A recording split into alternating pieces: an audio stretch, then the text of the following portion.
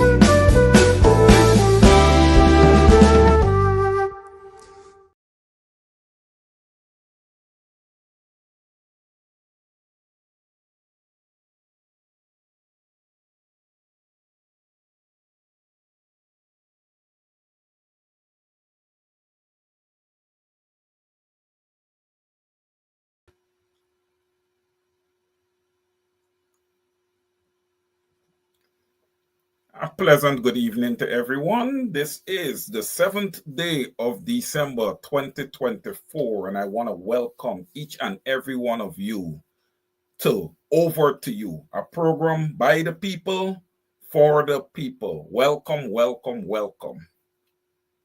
How you guys doing? How y'all holding up, Guyanese? Good evening to everyone watching in the wider Caribbean. Good evening to everyone in the North America region. Good evening, good morning to those out in the UK. I think it may be approaching morning, or it may be 11. It might be around 11 p.m. No, it's actually 12. It should be 12 a.m. Sorry, should be 12 a.m. morning right now in the UK.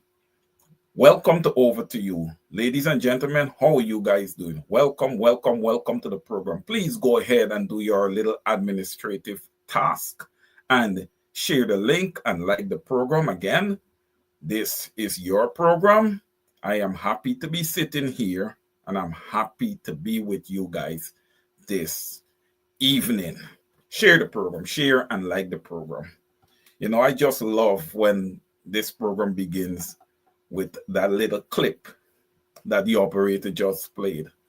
What's your relationship with Mr. Su Jurong? There and fabricate that. Unless you say who the person is, I can't comment on anonymous people. Okay, well, let's talk about specific individuals. What is your relationship with Mr. Su Jurong? Sue? Oh, Sue?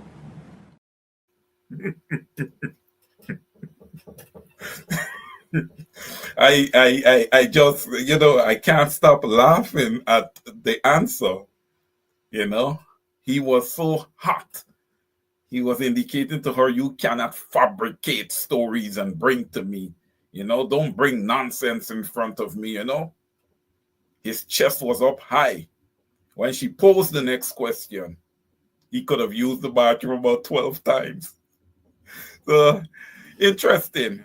And I like when our operator starts the program that way. It just reminds Guyanese as to, you know, the individuals that we are dealing with that's currently in government.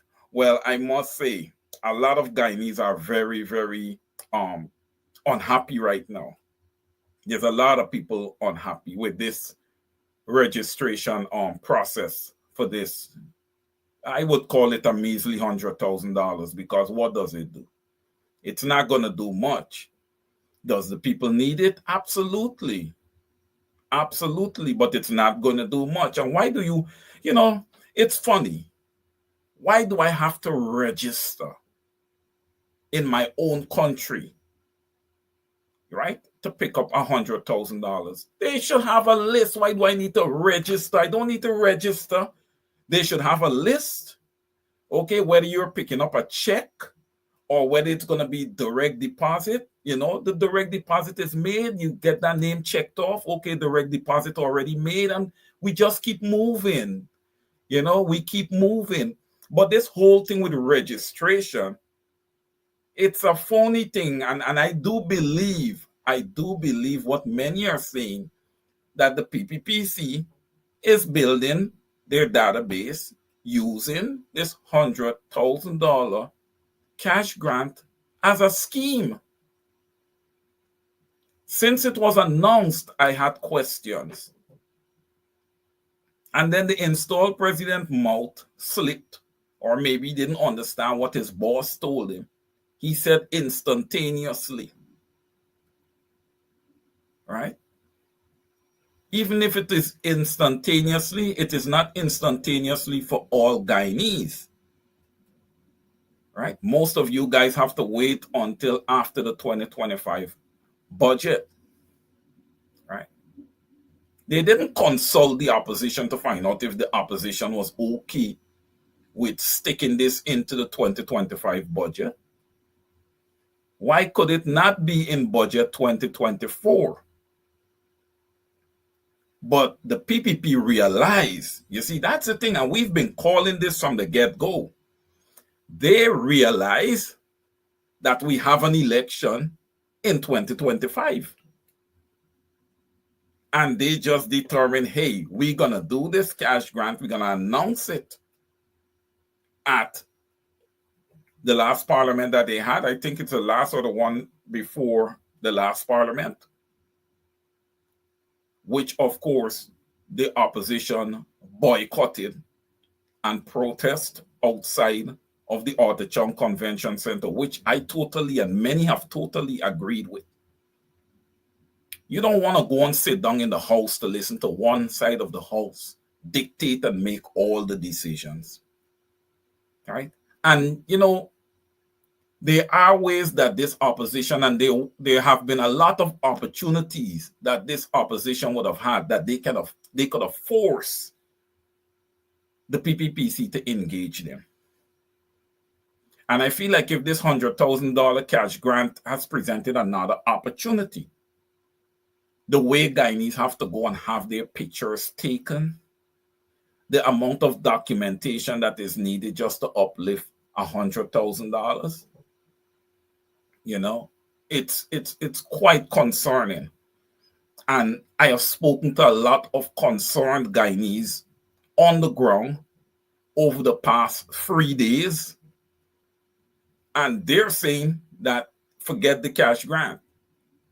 They are looking past it. Nobody's coming to their homes, or they're not going anywhere to have their pictures taken. That's the problem they have with the cash grant. Just having their pictures taken. They don't want that. And I agree with them.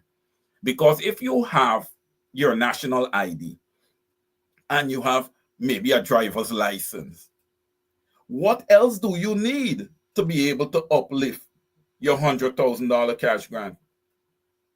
You don't need anything else. That should be enough.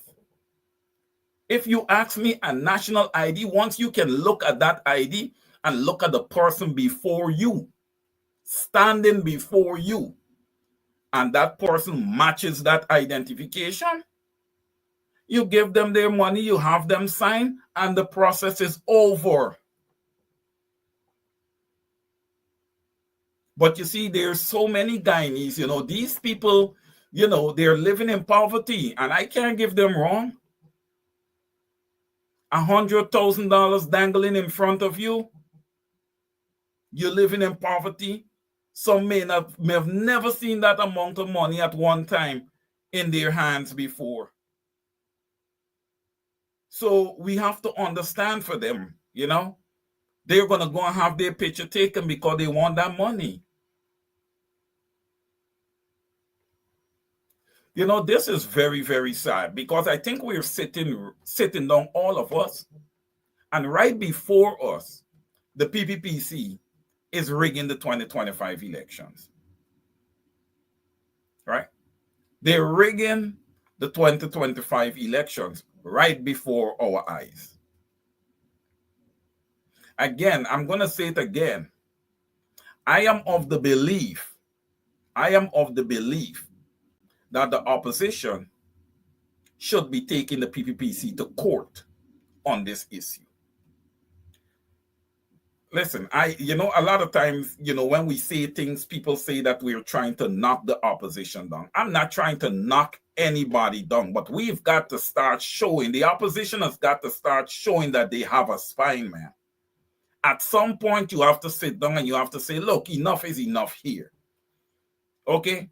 You guys are making all the decisions. You guys are not inclusive. You guys are undemocratic. We've got to take you guys to court. We've got to do what we've got to do. All right? When we have functions at Congress Place, whether it be bingo, whether it be this, and this just doesn't go for the PNCR, because the PNCR is the largest party in this coalition. This goes for everyone. Everybody who shows up at those bingos, or if you have a dance and all this, I'm not knocking those people. But I am saying to the PNCR, you have all those thousands of people at your disposal. That is the way it is supposed to be.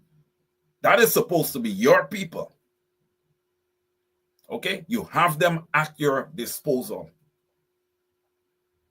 You guys have got to step up, and you guys have to just march right into Georgetown. Okay? And you guys should protest GCOM and everybody else who needs to be protested. It's enough people. Whether some is going to office of the president, wherever you guys are going. You have to become resolute. We see where the country is going. We see where the country is going. I have a friend that just came back from Guyana. And she was telling me about the malls and all these things that are building out, how beautiful the mall is. She's seeing roads where roads never was. All right. That's understandable. You've got to see roads somewhere, because that's where the entire budget went, into infrastructural work. The problem that I have is that when you see these buildings now, these buildings are either owned by government officials or people that are tied to government officials. They are owned by exterior investors, right? And Guyana is really starting to beauty up. But that beauty, ladies and gentlemen, it's not tying in the normal Guyanese into that beauty. It's not. Fastest growing economy, just now they're going to show you a picture of lights, providing GPL turn on the lights. Okay? As the whole Guyana has grown, and everybody's going to look at past times And they're going to look at now and they're going to be like, wow. No. What the PPP is working with now, Burnham didn't even have a fraction of that. And I believe, I'm not going to say that he executed flawlessly, because we all have flaws.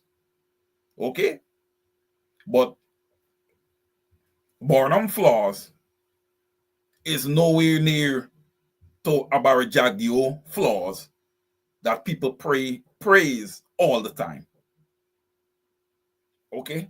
We are dealing with an oil producing nation now. We are dealing with a nation that is quote unquote tapped as the fastest growing economy in the world. So of course, we've got to see some development. I agree with that. But where I don't agree, man, where I don't agree is where the PPPC does not have a vision for growth and improvement of the Guyanese people. Like I said before, when I come here and I sit on these programs, I am here as a representative of the Guyanese people. All right? They are my number one. They are, all right, let me put it this way. They are my first and my last concern, meaning it's all about them. Okay? That's where we're having a major problem, PPPC. I know that you guys are stealing and doing everything else. We know this. But I believe in addressing one thing at a time. Right? And if you ask me what's the first thing I would like to address is the Guyanese people. And of course, after that, my next thing would be corruption. Oh, I would love to sit down and go through the books of some of these private companies in Guyana. I would love for Guyana, the Auditor General. These guys, they need to go through these businesses. They need to make sure that these businesses are authentic. Okay? They need to go back through and see how the owners of these businesses were able to raise capital to start these massive businesses. All right? I have requested, and this should be public knowledge, I have requested a list of the investors to the Sheriff Corporation. This should be public knowledge. All right? This should be public knowledge. You want to know who the investors are. Because the word that is going around is that there's a lot of government officials that are tied into these companies. Right? And that's collusion, man. That's conflict of interest. All right? Because you sit in government, you could dictate how these companies make their money. You could listen, whether they're dealing, and Sheriff Corporation, what they would have bringing 100 sand trucks. Come on, that's taken away from the everyday man. You guys could have just leave that whole sandpit industry there to the normal Guyanese. Let it be privatized and let them make the money. You guys don't have to take everything. You see, this is where I'm having problems, because I'm seeing so much greed. I'm seeing so much greed. Barry Jagdio, Fanali, Anel Nandalal, and the rest of you. What do you guys think all this money is going to do for you? What is it going to do? Eventually, you guys are going to lay down just on a bed, just like myself, and you guys are going to die. We all have to die one day. That money is not going to save you. The only thing is that I'm going to be happier than you guys when I do it, because, hey, I would have given, I would have shared, all right? And I would have loved, not show love. Oh, I love my Guyanese brothers and sisters. I don't play around with them. All right? They just do their little deeds and stuff like that, but they're still my brothers and sisters.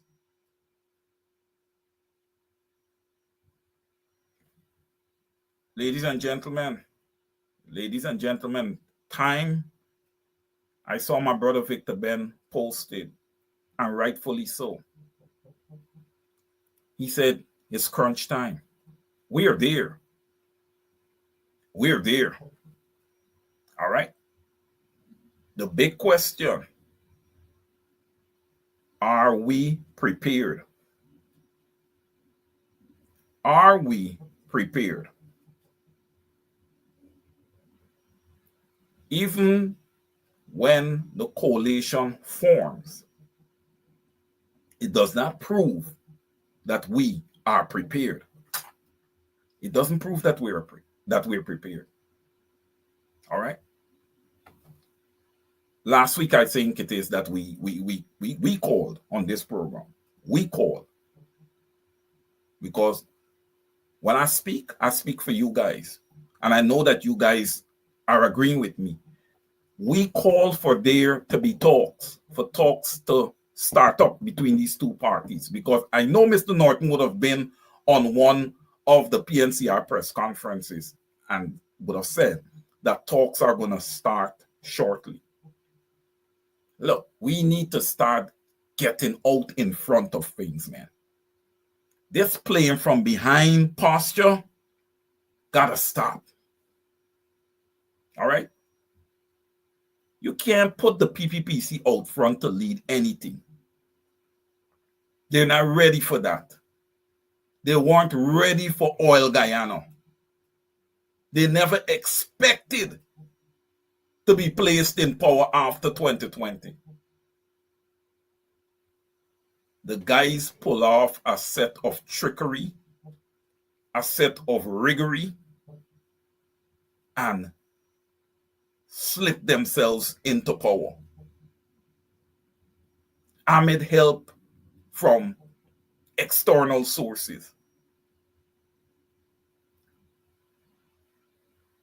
You may see buildings to those external forces. You may see buildings beautifully lit whenever there's power. You may see improvements when it comes to roads and these type of things, although the quality, the roads are not very durable. When you build a road, a sand truck has to be able to peruse up and down that road. Come on. We're in the 21st century. Look, Barnum built the Linden Highway and all these main roads across Guyana that is still existing and standing up after probably going on 40 years. And, people are jumping up and getting excited about a few roads going into place and streets going into place. At what cost, you got to ask yourself? At what cost? Right? We came here and we did calculations on this program where we believe that the Guyanese people should have started getting cash grants in 2022. You've gotten nothing. So by all rights, you should see some streets and roads going in place. Although the quality is just not there. We should see that. But we also got to take into consideration the underhand corruption that would have happened in the construction of all these roads and highways, school buildings. It is the belief of many that Christchurch, St. George's, and these schools were burned down so that, they can develop contracts and give those contracts to who they want to give those contracts to. And then use those contracts to do their corruption schemes. The Breakdown Police Station, amongst others. I think Mark had a program with Comrade Granger where they talk about too many fires under the PPP. Right? It all started tie in. And what Barry Jaggi and the PPP has to understand that this is not the 90s and the early to mid 2000s where you was dealing at that time with a passive group of Guyanese people. They're not passive anymore. Their eyes are open.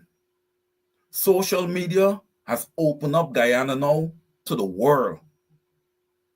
Okay, so we are now able to capture all your atrocities. We are able to capture all your atrocities. All the stuff you used to do and push underneath the mat, it is now out there.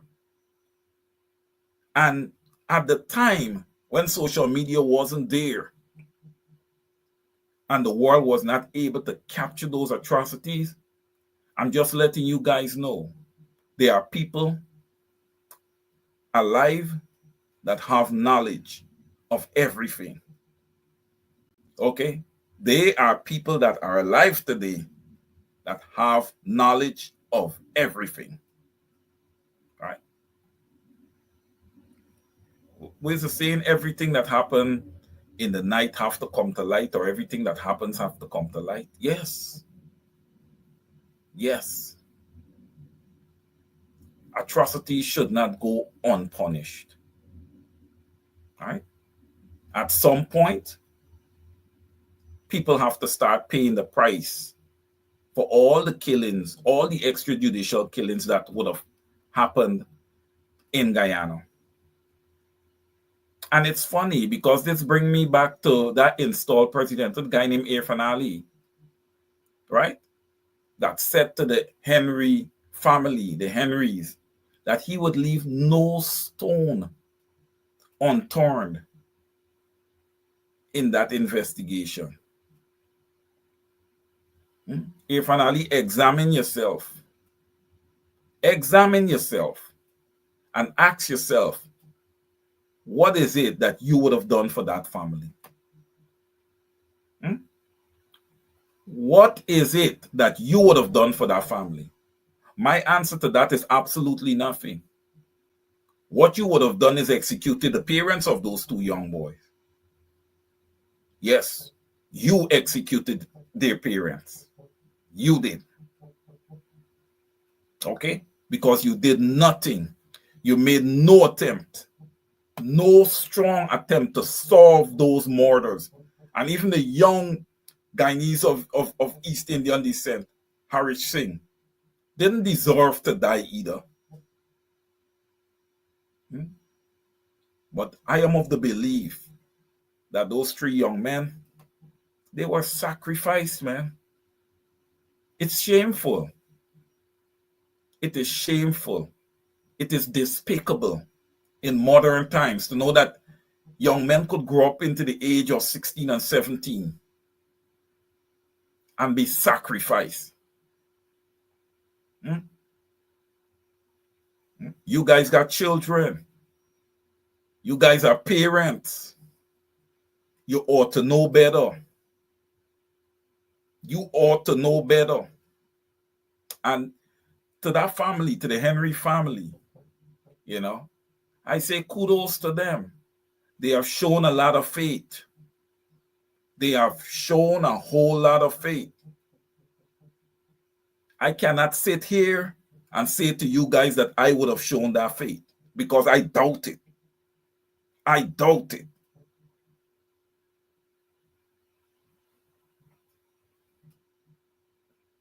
In Guyana, we got to start standing up for our brothers and sisters. We have to start standing up for each other. When we see something occur, once it didn't include you or your family, nobody else cares. Let's go back. If you were born in the 80s, even the 70s, latter part of the 60s, into the 60s too, Guyanese were God-fearing people, man. You went to church morning and evening on Sundays. We've lost it, man. We have lost our values. All right? Our values in Guyana don't start with money first. It was not like that. Money was a necessity that was needed for everyday living, for you to purchase what you had to purchase and do what you had to do to keep your family alive and to keep everybody, you know, stomach filled with something. Now, today's world, all we're looking to do is to amass money. All we're looking to do is to amass money and to become wealthy, you know, and to show our brothers and sisters how rich we can become. And as we get richer, we get so aggressive. We bully people. You know, the males, they take advantage of young females. We see that in Guyana all the time. You know, where the rich is just preying on the poor. Young girls are not allowed to develop into women anymore. They are preyed upon.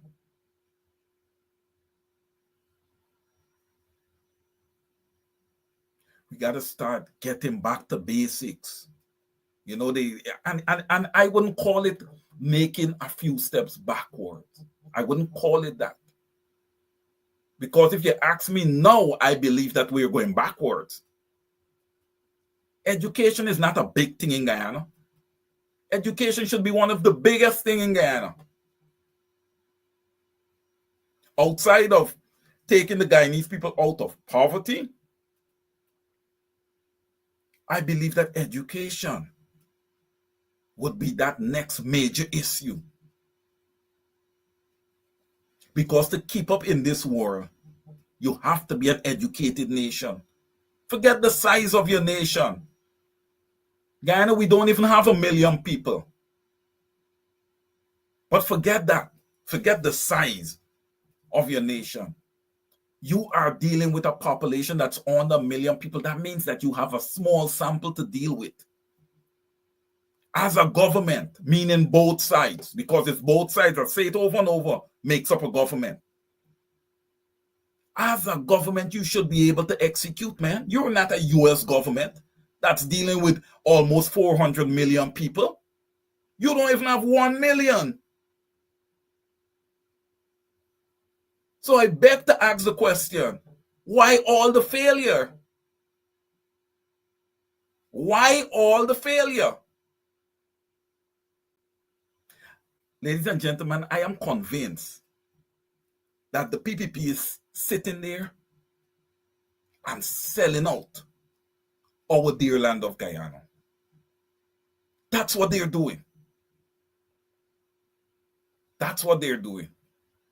They're seeking ethnic supremacy while simultaneously selling out Guyana.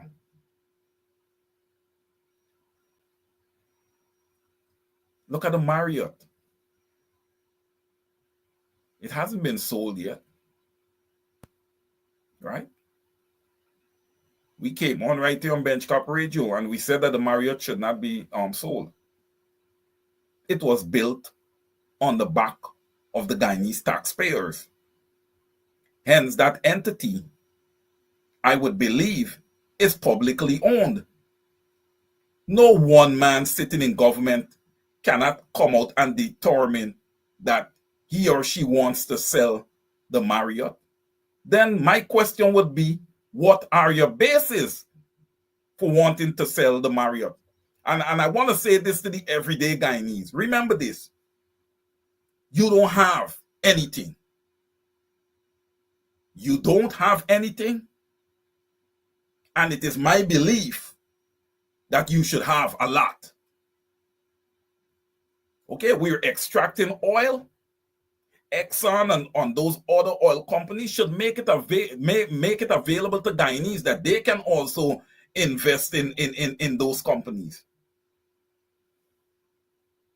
They can come together and just those investors in Guyana can create a little small stock exchange in Guyana. PPP, I mean, I'm teaching you guys a few things. Here's how we can be innovative, huh? Here's how we can be innovative as a country. We want to move Guyana forward, right? We don't want to be stuck in the Stone Age, right? You can develop a little stock exchange in Guyana. Our banking systems, our banks need to improve major. They all need to be audited. You need to have people go in there and to make sure okay, that those banks are operating correctly. All right. And the modus operandi is not to give when people take out loans, right? You have one race paying at 15% and the other race paying at 25%. Okay. Those cambios that are distributing money, the cash exchange. All right.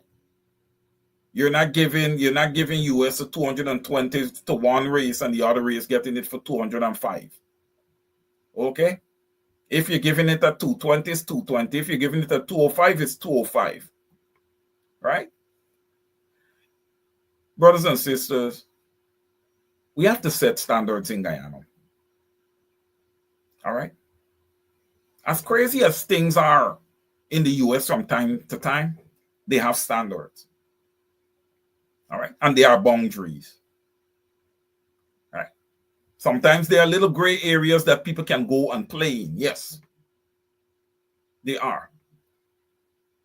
But when we go to Parliament, we need to start making Parliament make some sense. Right? You guys remember when the first vice president, quote unquote, that's what they call him, Barry Jagdeo, would have visited Parliament. You remember what he said? That it was a clown show. Brothers and sisters, we don't want anybody saying that about our Parliament. That was a total embarrassment by a quote unquote leader.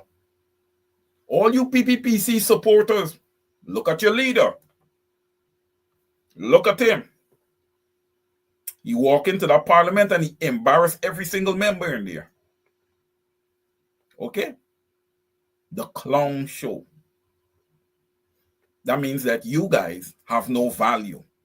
The normal Guyanese man, woman, and child have no value if the first vice president can walk into Parliament and say that it is a clown show. All right. I'm just sitting here and giving pointers as to why people need to vet their leaders, number one. Number two, when it comes to 2025, you need to vote correctly. Because here, you don't vote correctly, the same clown show is going to continue and it's going to get worse. It's going to get worse. All right? It is only going to get worse under this installed PPPC government.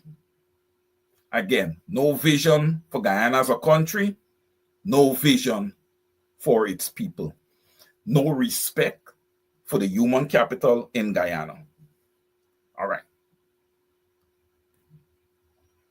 They have come out and said university is going to be free in January. We have not seen it yet. We do not know what's the meaning of what's the criteria behind university being free. What is free? You need to come out and let the public know. Is it every single thing? Which I believe it should be everything. Every fee should be government paid.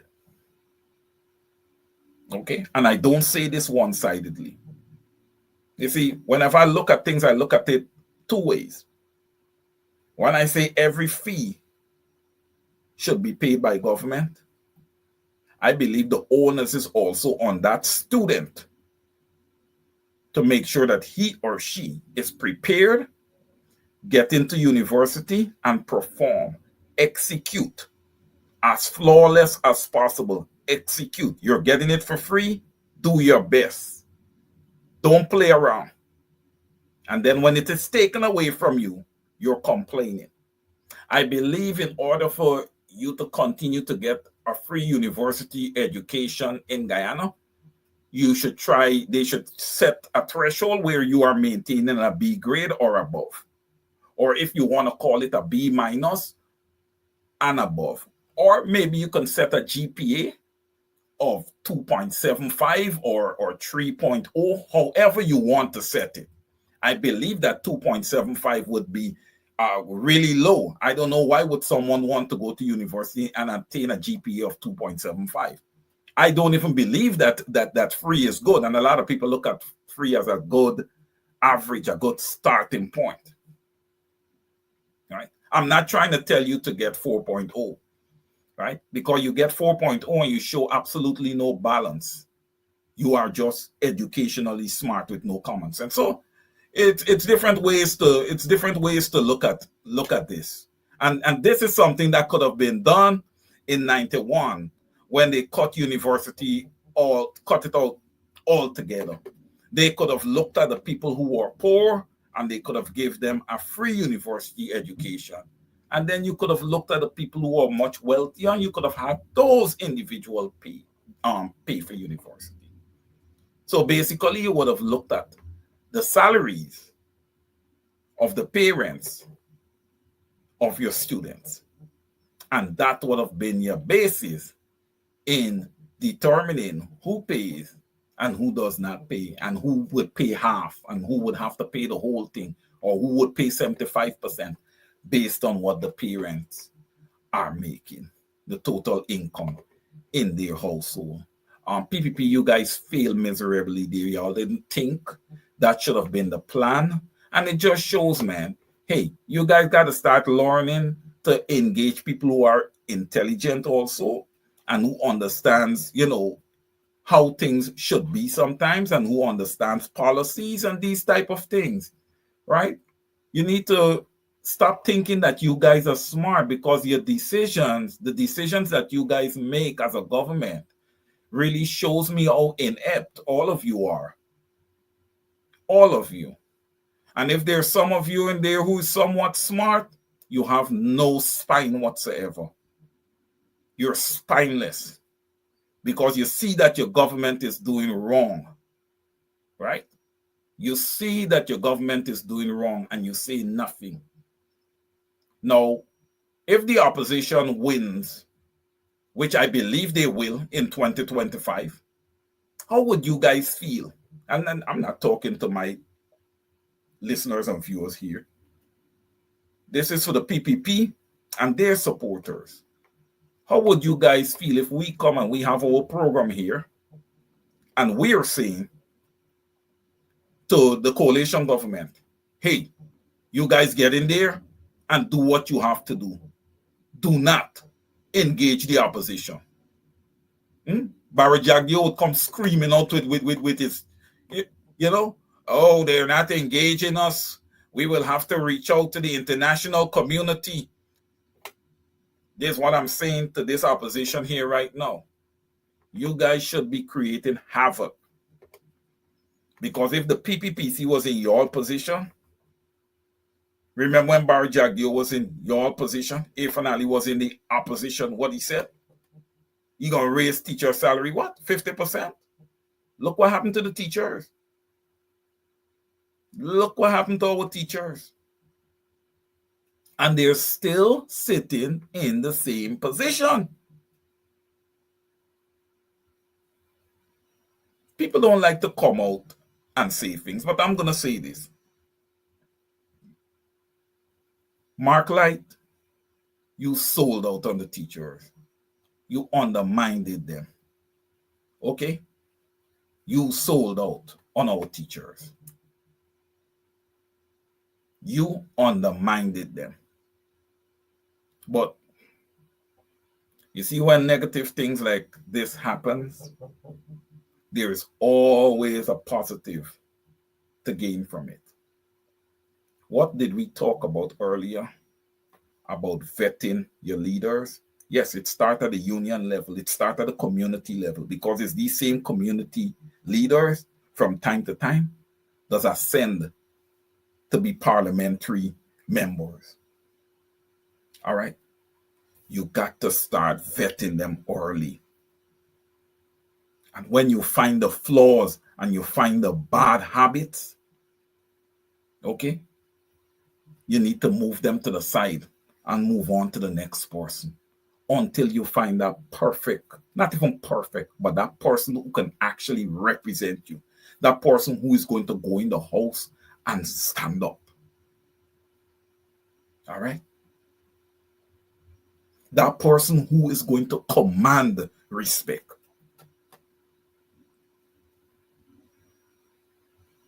Again, on the opposition side, you want your leaders to be respected. It starts with you. It starts with you. Right? If the question was posed to me, are we on the opposition side ready for elections? And I say we because I try to be as unbiased as I possibly can, but I lean to the opposition so much because the PPP is so horrible for the people, right? And my campaign here is people-centric, all right? It's people-centric. So I'm going to always lean towards the opposition because I feel like if their model supports my fight, all right? Their model supports my fight.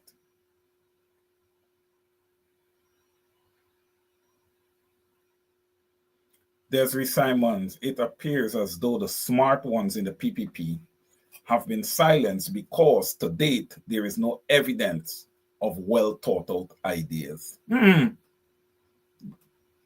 That is an excellent statement. That is an excellent statement. And you know, that's the thing. That's a difference between leadership in the PPPC and leadership in the PNC. When Barry Jagdeo says bow, everybody bows. Okay? I'm not telling Mr. Norton or any of the leaders on the opposition side that that's the way it should be. No. Barry Jagdeo method is very, aligns with a dictatorship. We know this. He studied in Russia. Wow, what can we expect? Right? What can we expect? Right. But what I'm saying to the leaders in the opposition, you guys need to command respect. And there are different ways, like they always say, there's different ways to skin a cat. I don't like to use it, but that's the saying. There are different ways that you can accomplish that. Okay? There are different ways. As a leader, I believe that sometimes, man, you gotta bend, and you have to realize that you are a leader for everyone. You're not just a leader for the people who would have voted to put you there. You're a leader for everyone. Right? It's just like, let's go into a little biblical story here. Don't want to go too much into that, but they said that pastors is the shepherd of sheep, right? So whenever you see a sheep is straying, you got to find a way to reel that person in. All right? These are the things, these are the attributes that makes one a complete leader. You cannot just sit down and say, oh, this person don't want to work with me.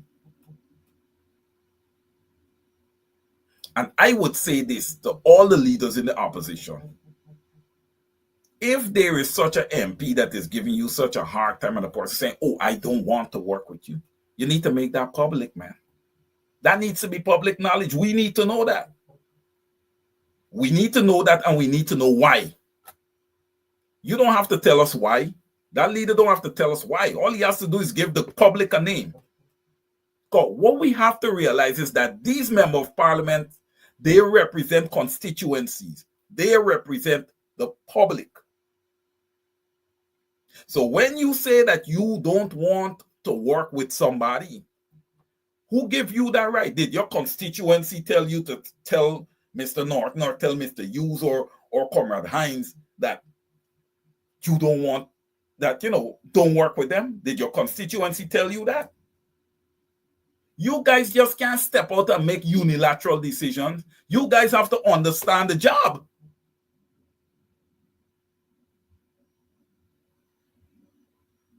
You guys have to understand what you were placed there to do. And you got to execute on behalf of the people. Because you know what? 12 months out of the year, every month, that $250,000 plus that is paid to every MP comes into your account. Right? And it's not coming in for you to sit down. It's coming in for you to represent. If you feel the money is not enough, is either you're going to renegotiate it or you step out and let somebody else who want the money and who want to represent the people come right into the fold. You can't talk about the PPP when you guys are doing these erratic nonsense. How are we supposed to be ready for elections if the leader is going east and you going west?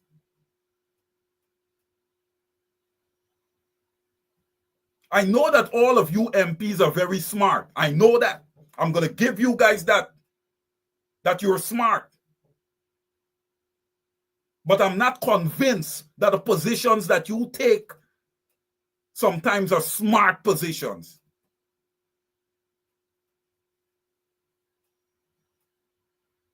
We know what we're up against.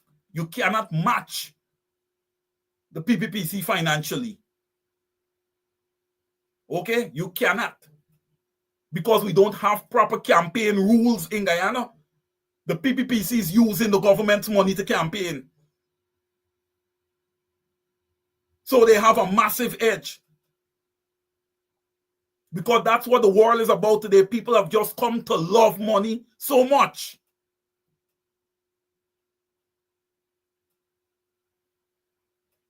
So where you got to beat them? You have to beat them on the ground amongst the masses.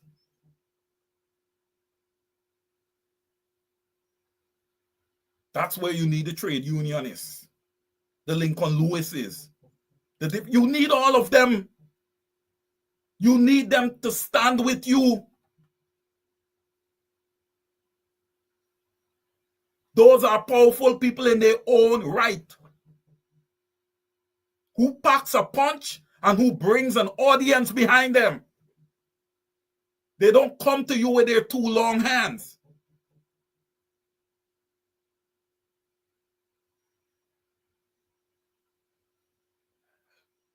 I feel like if sometimes there is too much on Comrade Norton.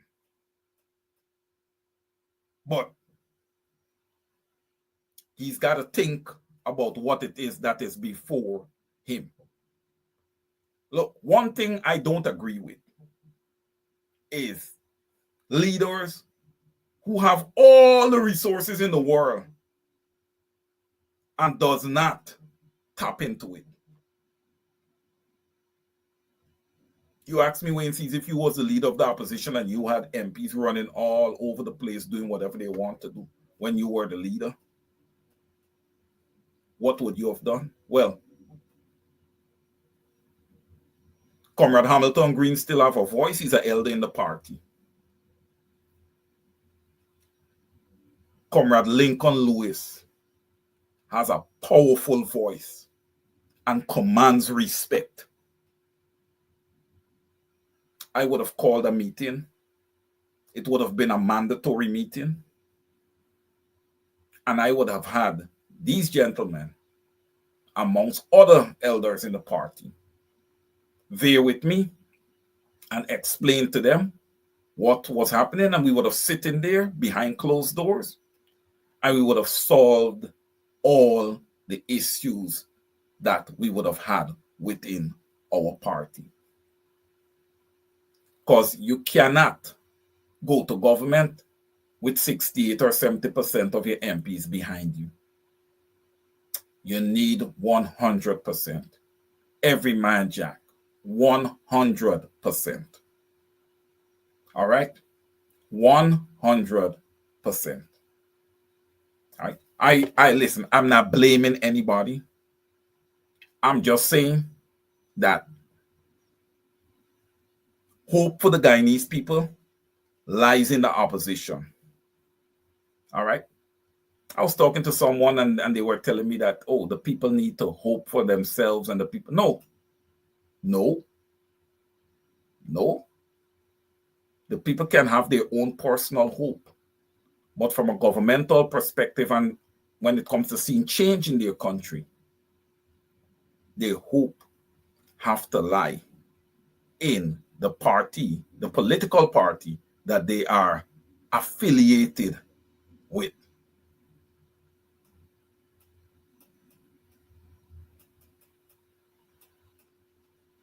The Honorable Camille Mackenzie is saying to me, he can't lead his flock.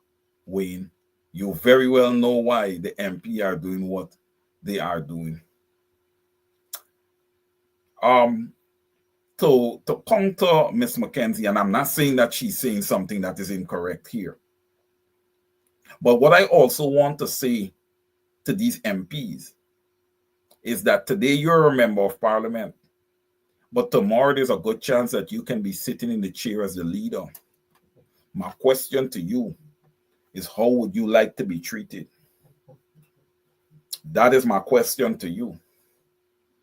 And Ms. Mackenzie, while yes, I agree to an extent with what you're saying, but I wouldn't say that he can't lead his flock. Right? Sometimes you can only lead a flock that wants to be led. Right? Sometimes you can only lead a flock that wants to be led. You just can't go walking off, man. Look, you're going to have different leaders. You're going to have different leaders as you progress through your career as a member of parliament. But you have to understand this. A leader that is no more, that is out of the realm, you cannot, you could be loyal to that person, yes, but not loyal to execute your day-to-day duties. Your day-to-day duties lies with the current leader. It lies with the current leader. We had a biannual Congress, right? And the numbers show that Mr. Norton would have not just win, but he would have dominated, he would have won overwhelmingly. So we can't question that. That is the leader. That is the leader. I am not going to say that Mr. Norton is not flawless. Oh, we all have our flaws. I wouldn't say that he's flawless, sorry. We all have our flaws. But we're talking about the Guyanese people. Again, the leader of the opposition, he's going to be paid every month. The MPs, they're going to get paid every month. Okay? What are people of Guyana receiving?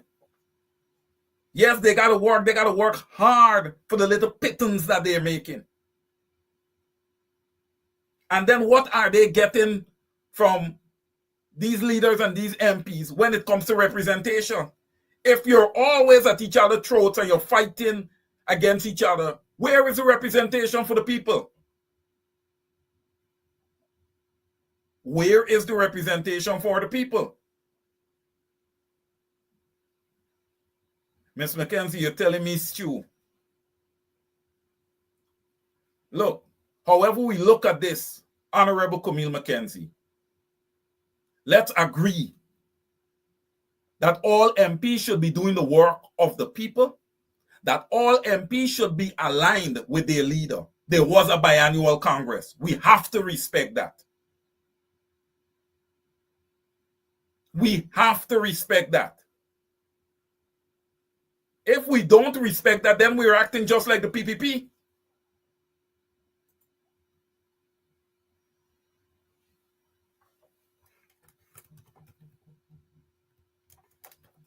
And we cannot afford to act like the PPP.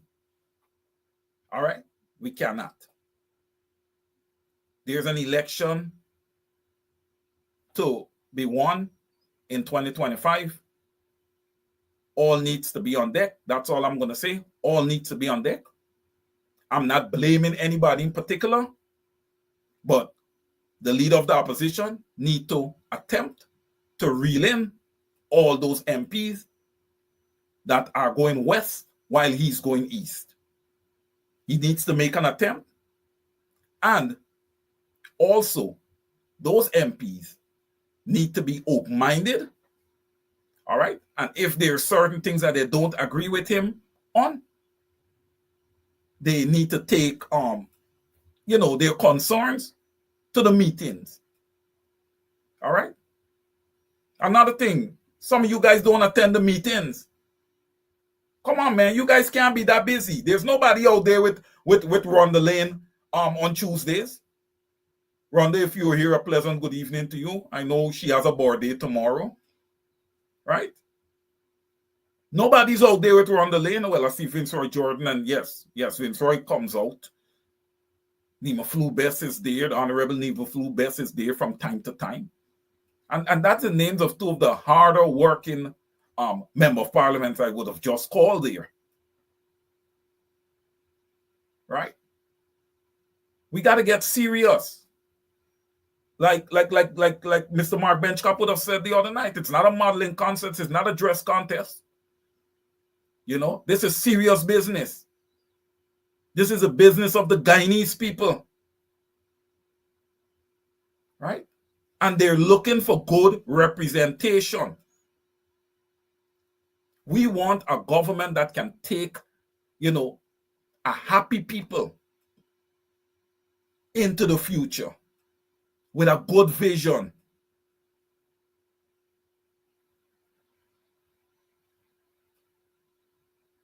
We want the people to experience,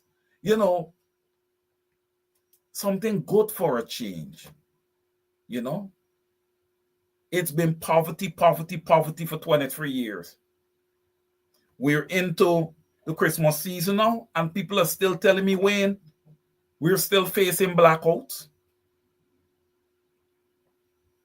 We're still facing blackouts. I think just about everyone on this program here tonight, born in the times of blackouts. I don't think there's anyone here who have been on the ground in Guyana that has not experienced blackout. If you are, please place your name in the comment. I would like to know how it is that you never had a blackout, unless you probably live in Linden. I don't know if Linden ever had it. But I know Linden, they have their own power supply.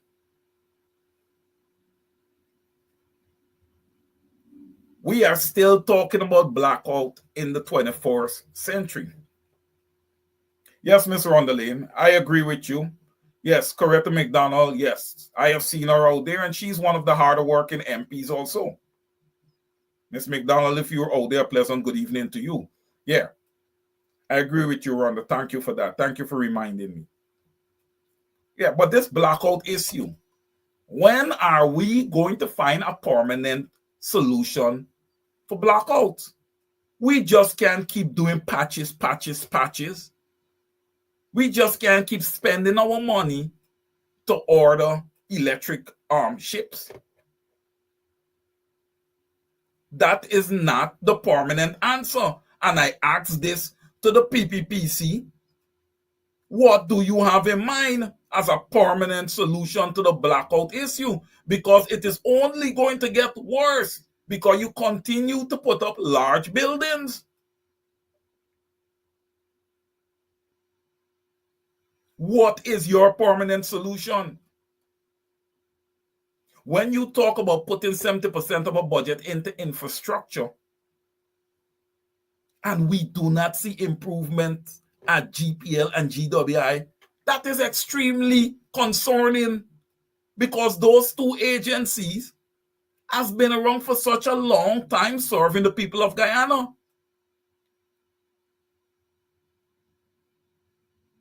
That should have been number one and number two of your initiative. But yet, Guyanese continue to experience erratic service. Your service is extremely poor.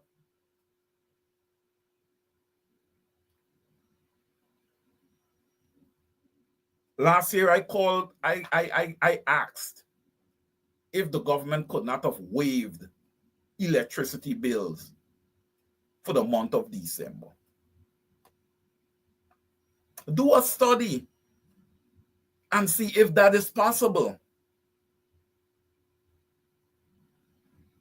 Look, when we talk about Guyanese living in poverty, ladies and gentlemen, when we talk about Guyanese living in poverty, all right, $100,000 cash grant one time does absolutely nothing for that. So don't try to tie $100,000 to poverty.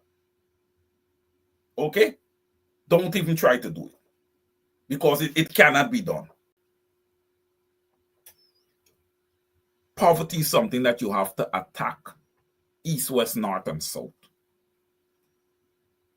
All right? The cash grants need to be consistent. Ladies and gentlemen, look, when I look at these things, I look at them from a conservative perspective. All right? I am not trying to make Guyana into a welfare country. Right? I believe in people working to earn their money. All right? There are some people who do experience turbulent times. They are single mothers with multiple children and these type of things that needs help. All right. Again, I say to you guys, I am not trying to make Guyana into a welfare country. But here, brothers and sisters, we are trying to attempt to eradicate poverty. Okay. The cash grants needs to be guaranteed every year, guaranteed $100,000 or above, depending on how the oil revenue comes in. All right.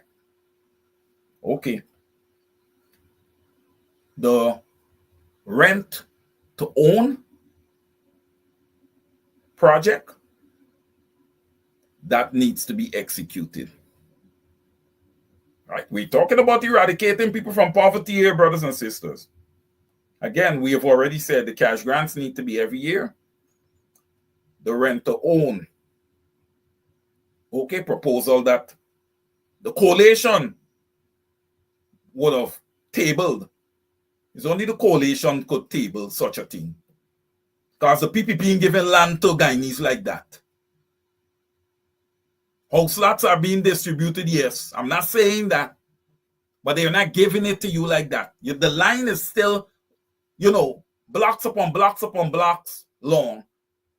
And years upon years upon years of waiting in your own country. So these rent to own, this project needs to be executed once a new government is in place. So we have rent to own and we have cash grants. That's two things. What also is going to help poverty? Free university.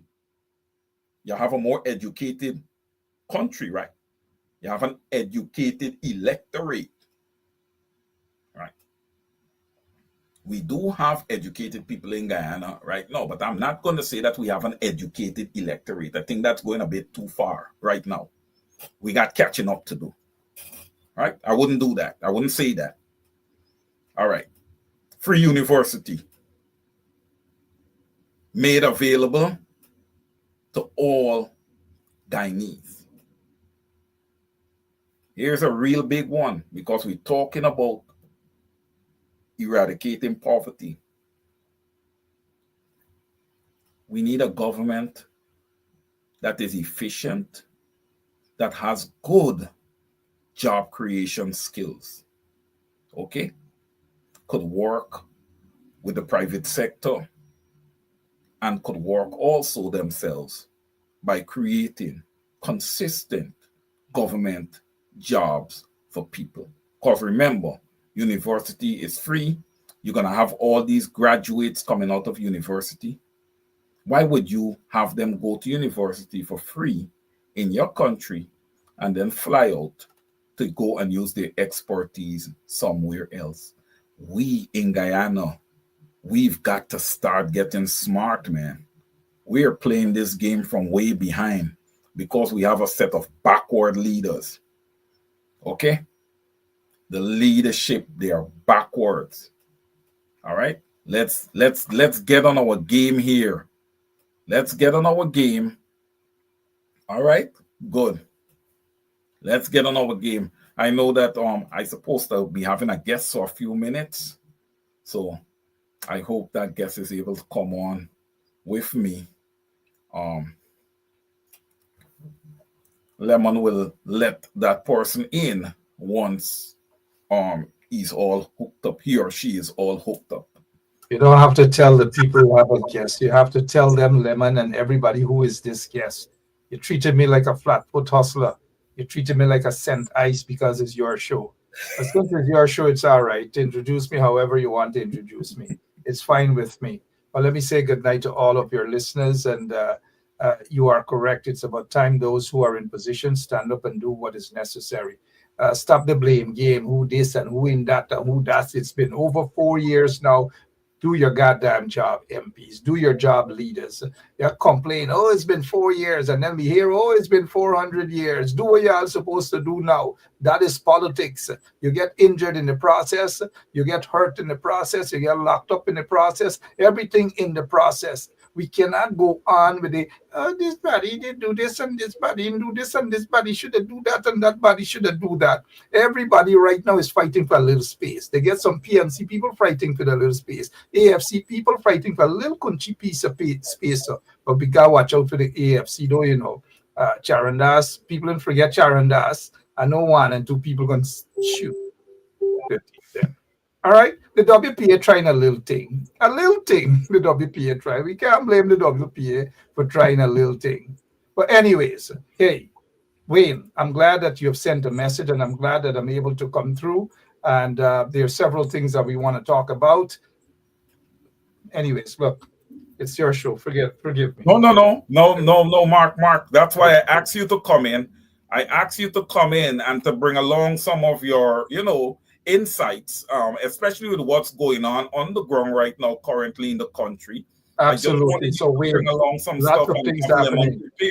I'm sure you remember, folks probably know about this particular situation. This is a quote-unquote businessman who shot and killed a man who went into his yard, and according to the news, we only heard about it way after.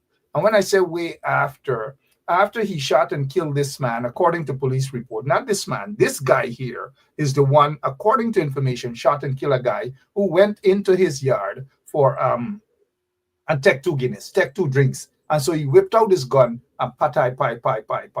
Just destroy the man, kill the man, just like that. Kill the man, right? The police tried to cover up this matter. In fact, the DPP, and I want your listeners to know, the DPP recommended that this guy, according to information, the DPP recommended that this guy, this so-called businessman, be charged with murder. The DPP then sent back for the files. Of course, they're going to do some jiggery-pokery with the file. I'm just showing your listeners, all of whom understand already the corruption in Guyana. Big headline, according to the Kaiser News, businessman shoots man dead, claims he was a thief. No evidence, no nothing. Claims he was a thief. Went to the police station, not 1 night in the lockups, not 2 nights in the lockups, not 4 hours in the lockups, nothing. Didn't spend not even 1 minute in the lockups. That's because of his connection to some corrupt people in the PPP regime and some corrupt policemen. He was released on $1 million station bail. We don't know whether he paid the station bail or not. We know absolutely nothing. And this is the level of corruption in the Guyana police force. This is the level of corruption at the DPP chambers and the level of corruption in the PPP regime. Now, let's move on to something else. I'm sure you heard about this story here, right? Yes, Mark. Yes, this is a real interesting story, and what would have happened to this policewoman here for executing her duties. This is interesting. And it was ordered. It was ordered by a judge. Good. So and so one of the things that folks should understand is people are oftentimes blocked. Certain people are blocked from leaving the country. They're blacklisted. I know all too well about that. Then, in order to leave the country, you have to go to the High Court for a court order. Or in this case, the magistrate issued an order. In other words, give her back her passport, not her, but the wife of Brutus, and say, look, it's okay. The court issued that order. You can travel. Brutus's wife turned up at the airport, traveling for some quote unquote medical emergency. This officer allowed her to pass, and immediately, they transferred her. They're going to attempt to demote her, Fiona Harris, that's her name, all because she was doing her lawful duty. I hope that there are those in the opposition, and I noticed one of your folks here calling people the C word. See through, Hector. Refrain, we do not use the C word nor the N word here at all. We do not, regardless of what the justification is, we do not use the C word. We have a lot of our Indian brothers and sisters who are with us. They are against the PPP regime. They want the PPP regime out, and we've got to respect people. We do not address people. I know so true, Hector, you're a good participant on the show, but let's keep it clean. Let's not call people any C word here at all. And so, Mr. Caesar, this is what happened to this woman here, this officer, Deputy Superintendent Fiona Harris. She was transferred with immediate effect. I hope that there are some lawyers in the opposition who would be able to, or some lawyer, you don't necessarily have to be part of the opposition, to file an injunction, taking the police to court, asking the reason why this officer was transferred with immediate effect for doing her job. But note, Mr. Caesar, they do not transfer officers who are corrupt.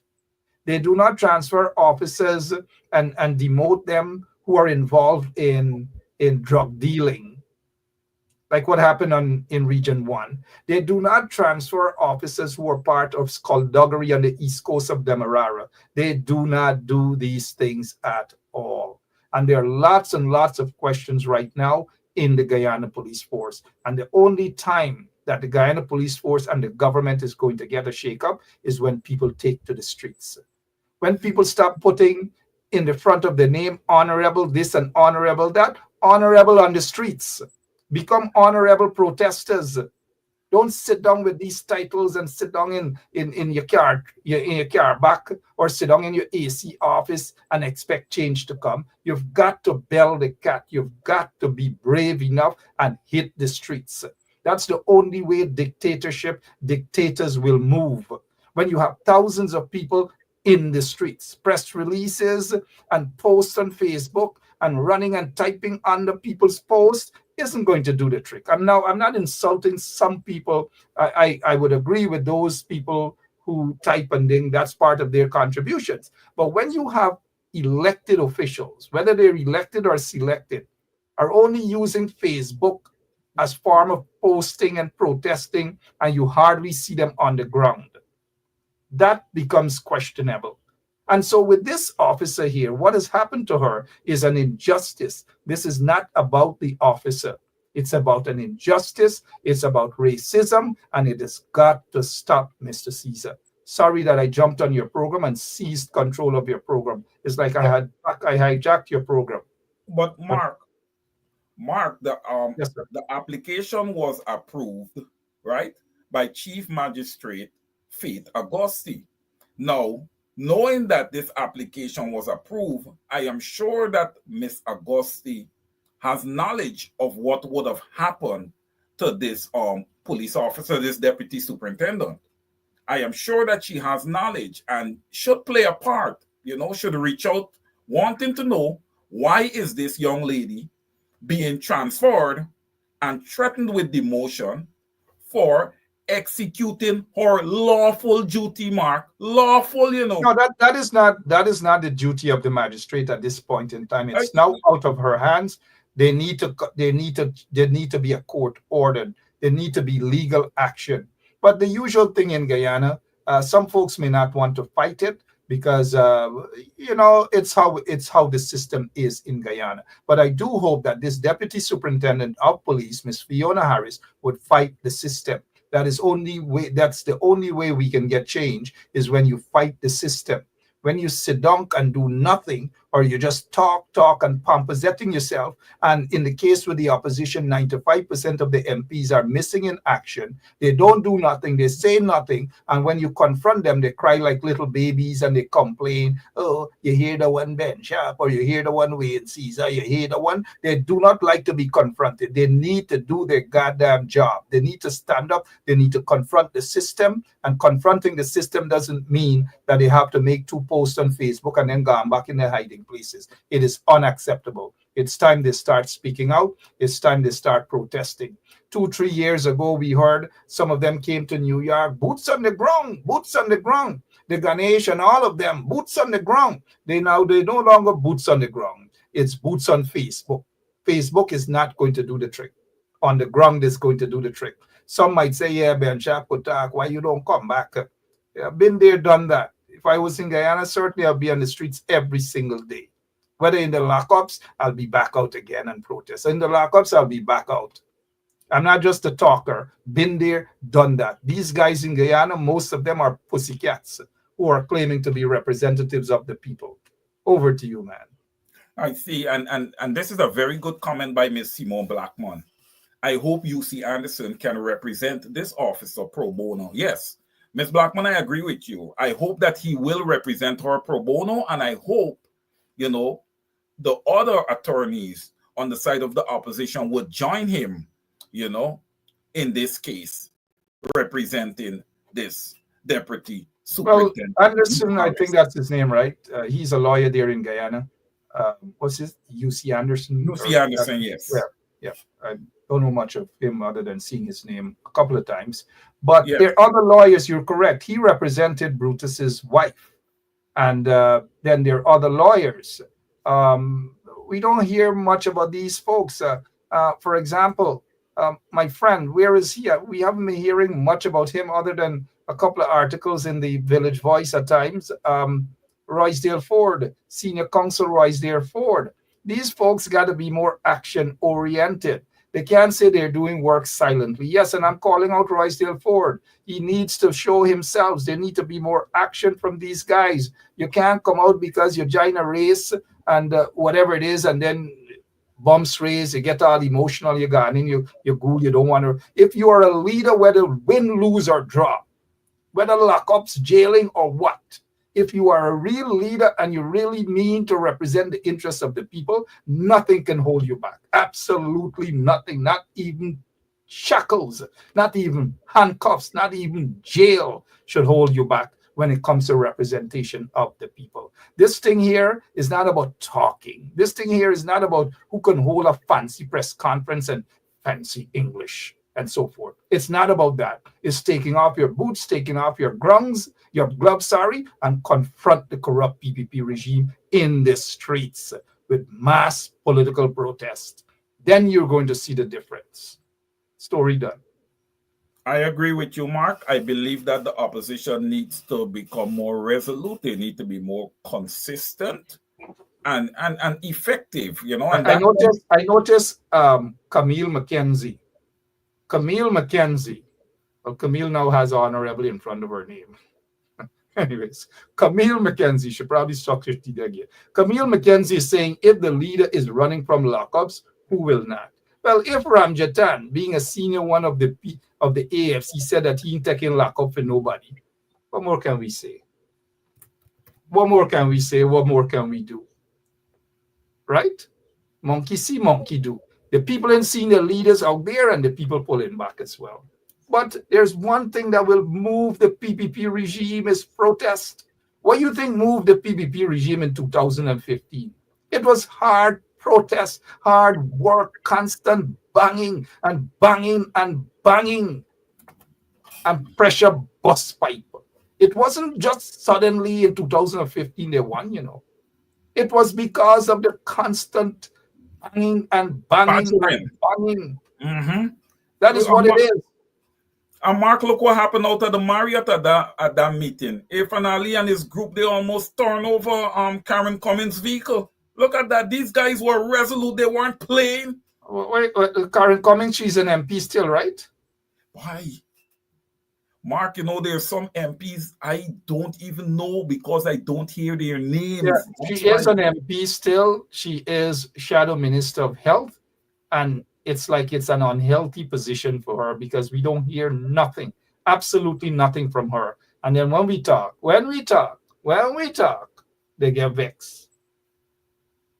When was the last time you guys heard anything about Karen Cummings, Dr. Karen Cummings, who's the Shadow MP, Shadow Minister for Health? You don't hear from these people, man. And then you get vexed. They get vexed. Their bumps raised. I don't know, man. Cheers to the people out there.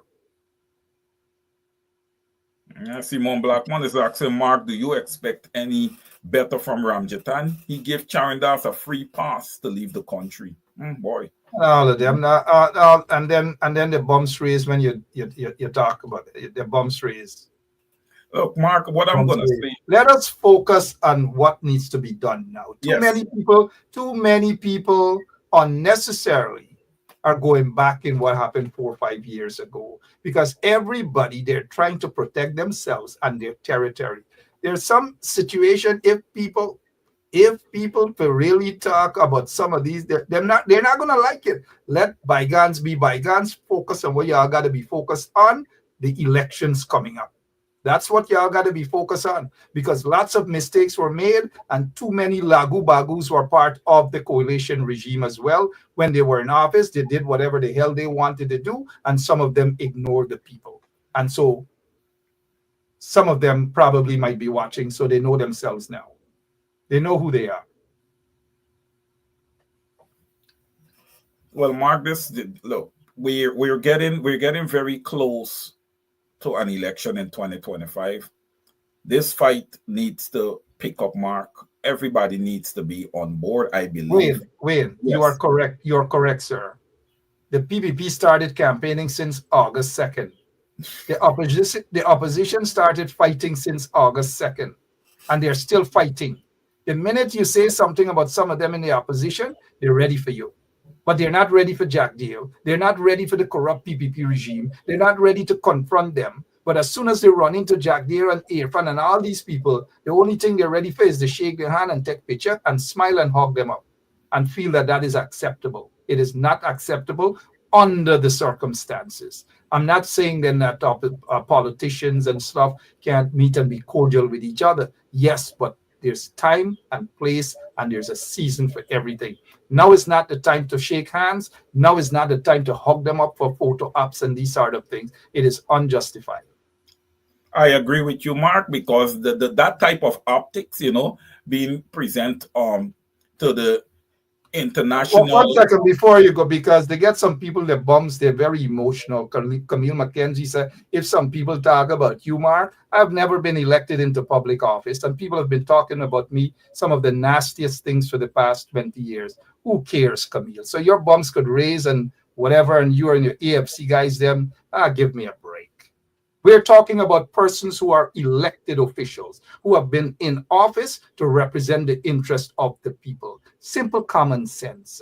When some of y'all are going to get that simple common sense, I am not an elected official. I'm not elected into office to represent the people. We are simply talking about elected officials who are there to represent the interest of the people. And for the most part, they're not representing the interest of the people. I am a private citizen. Who cares what you want to talk about me, Camille McKenzie? Who cares? So much has been said over the past 20-something years, from wigs and lipsticks and all sorts of things. Who cares? Let us stick to the issue. The issue is the elected officials, those who are being paid to stand up and represent the interest of the people. This is not about bumps raising. This is not about emotions and who get vexed and who this and who that. Give us a break. Get from here. Mr. Caesar. Mr. Benchcop, I had a few questions that I would have posed on this show before, but I never got the opportunity to ask you your take on it. Would you mind if I ask you those questions? I would really know what the question is, but go right ahead. Okay. So, all right, this is something that we spoke about, and because I feel as if, being a politician, being a member of parliament, and running a business directly is a distraction. I would like to know your take on individuals who are presently serving in Parliament, divesting their businesses or handing it over to a holding company to run the business for them while they are in Parliament or while they are parliamentarians within the Parliament. And when I say a holding company, I mean family members can be included to run that business. I want to know your take on that. Well, businessmen and women get into politics every single day. We see it not just in Guyana. It becomes problematic, though, is if there is direct conflict of interest. And if there's a conflict of interest, then it should be addressed. But this doesn't mean they get businessmen, they get all these sort of people. You guys don't worry this distraction, Camille McKenzie. She's a distraction. And if this is the attitude of the AFC, and I'm very serious about this, if this is the attitude of the AFC, then I wonder how better can come. When they do not understand constructive criticism, I wonder how better can come. Nobody has to block anybody. Just go, like people are telling you, just go in peace. Or enter a debate where you understand the issues. We are talking about elected officials, and elected officials are there to do their job. I have a lot of those guys in the AFC that I know, in the PNC that I know. There's no hatred towards them. All I'm saying is do your job. That is all. You have been elected to do a job, and people expect you to do a job. And if you cannot do a job, then you will be called out. This is nothing personal. You will be called out. Story done. Now, back to your question. Back to your question. We see another Atwell here, AFC. You see, I'm trying to break this down here, but like some folks are not understanding it. There is nothing personal with whether the AFC or the PNC or the WPA. Absolutely nothing personal. It has nothing to do with the AFC hurting my feelings. They've hurt the entire nation feeling with the Charandas. That is exactly what has happened. Now, Nigel Hughes is a good friend of mine. We have been friends for years. Who can come between Nigel Hughes and I? But I have separated our friendship, and we are dealing strictly with politics. I know David Patterson. We are supposed to be related. We're not dealing with relationship. We are dealing strictly with politics. There's no hatred towards anybody. Absolutely none.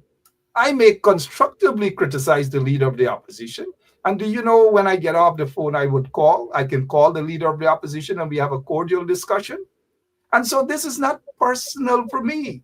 This is not hatred towards anybody. It is basically, if you are going to be in politics, you've got to be thick-skinned. You've got to be prepared for the pressure. Sometimes some of your own friends and family members will criticize you. It comes with the territory. That is all. It is nothing personal. It comes with the territory. At this moment, though, and as some of you have already picked up, I personally, it's just my view, regardless of my friendship with Nigel Hughes, who is the leader of the AFC, at this point in time, I am not feeling the AFC vibes. I am just not feeling the AFC vibes. Simple as that. Maybe at some point in time, maybe I will. But at this point, I'm not feeling the AFC's energy. I'm just not feeling it. It doesn't mean that I don't like those guys there. It doesn't mean that I have something personal against them. But it just means at this point in time, I am just not feeling their vibes. That is all. That is all I'm saying. What is wrong with that, guys? Mr. Caesar, I don't know. Mr. Benchcop, when you come out and you said that you're not feeling the AFC vibe, you are making me want to ask, okay, Mr. Benchcop, give me some context, please. Can you? Would you? Or are you going to keep it away for now? No. It's more than just the vibes. It's just that I feel that the AFC has to do more than just song bites. And the AFC is just song biting right now. And until they move away from sound bites, and those who understand politics, real politics, would understand what I mean by sound bites. It is just sound bites. It's just like too much, a small amount of barking with not much biting. I need to see more biting and not sound bites. That's all I'm saying. The AFC is full of sound bites, and the sound bites are just not catching on to me. At this point in time, it is nothing personal against anybody. Nothing personal against Nigel Hughes. If he's watching, good night. And we have been in the struggle together in terms of him being a lawyer, like other lawyers, representing individuals who needed to be represented. All of these things are totally different. We separate these things from real political leadership. We're talking about politics at this point in time.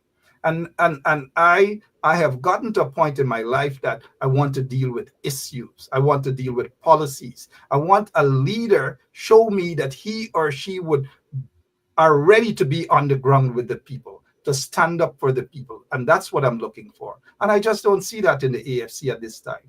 And the operative word is at this time. I'm just not seeing that. That's all.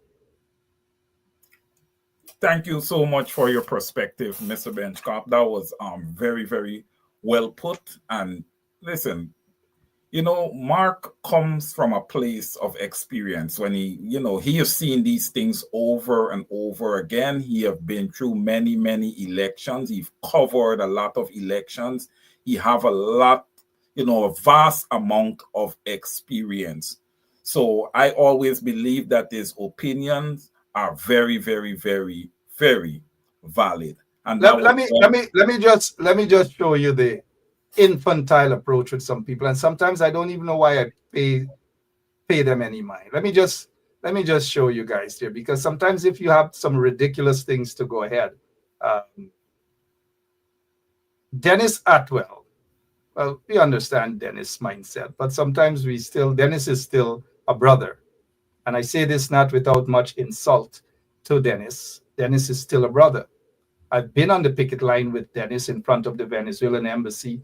And I don't mean to, this is no intention to ridicule the brother or to embarrass him in any way, shape, or form. Dennis is saying here that Mark wanted to be Minister of Information. And when he did not get it from AFC, he got angry. You see, this is the sort of stupidity we're talking about. This is the stupidity we are talking about. I'm just looking and I'm smiling. This is the stupidity we're talking about. With individuals who know absolutely nothing. Absolutely nothing. Absolutely nothing, right? Absolutely nothing. And when you allow the stupidity to get out, then it gives people the impression, as what they're trying to convey, that Mark is upset with the AFC because he wanted a position in the AFC, and because the AFC didn't give him the position, he is angry. Take a look at this stupidity from Dennis Atwell. Now, let me address this issue. I have said this many times before, and we have this officer up here, Wayne. It's because this is the officer that was kicked out of her position with immediate effect. This immigration officer, because she did her job. I hope those in the opposition will start heading to the court as early as Monday to represent her pro bono.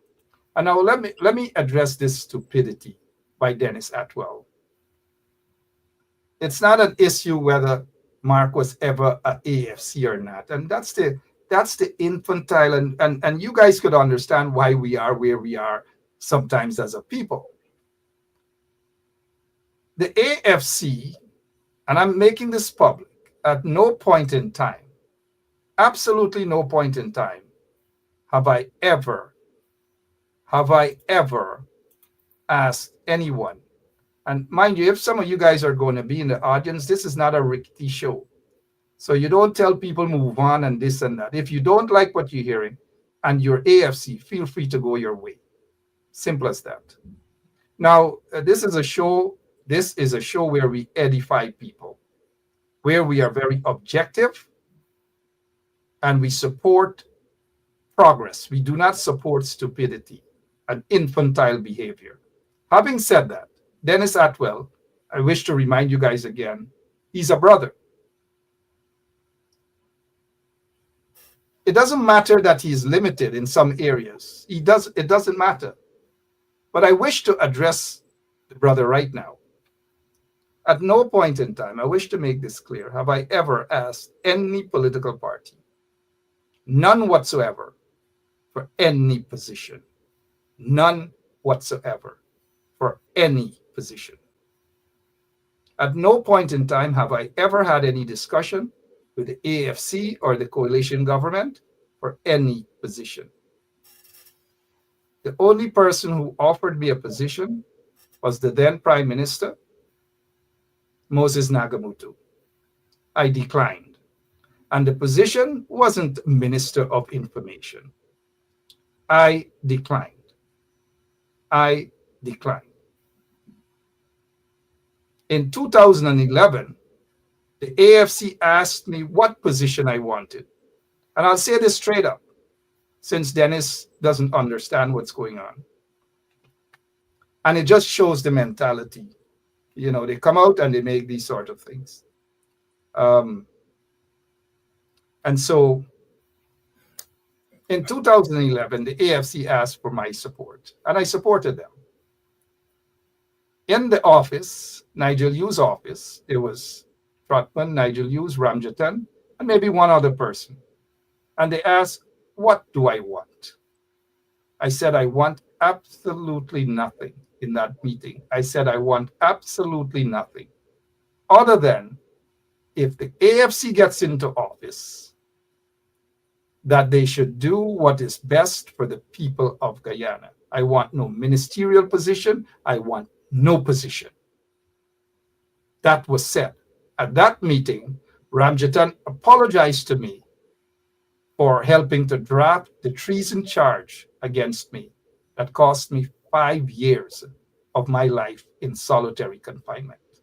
And so sometimes when you see these sort of statements coming from people like Dennis Atwell, who's very close to the AFC, and to give the impression to people that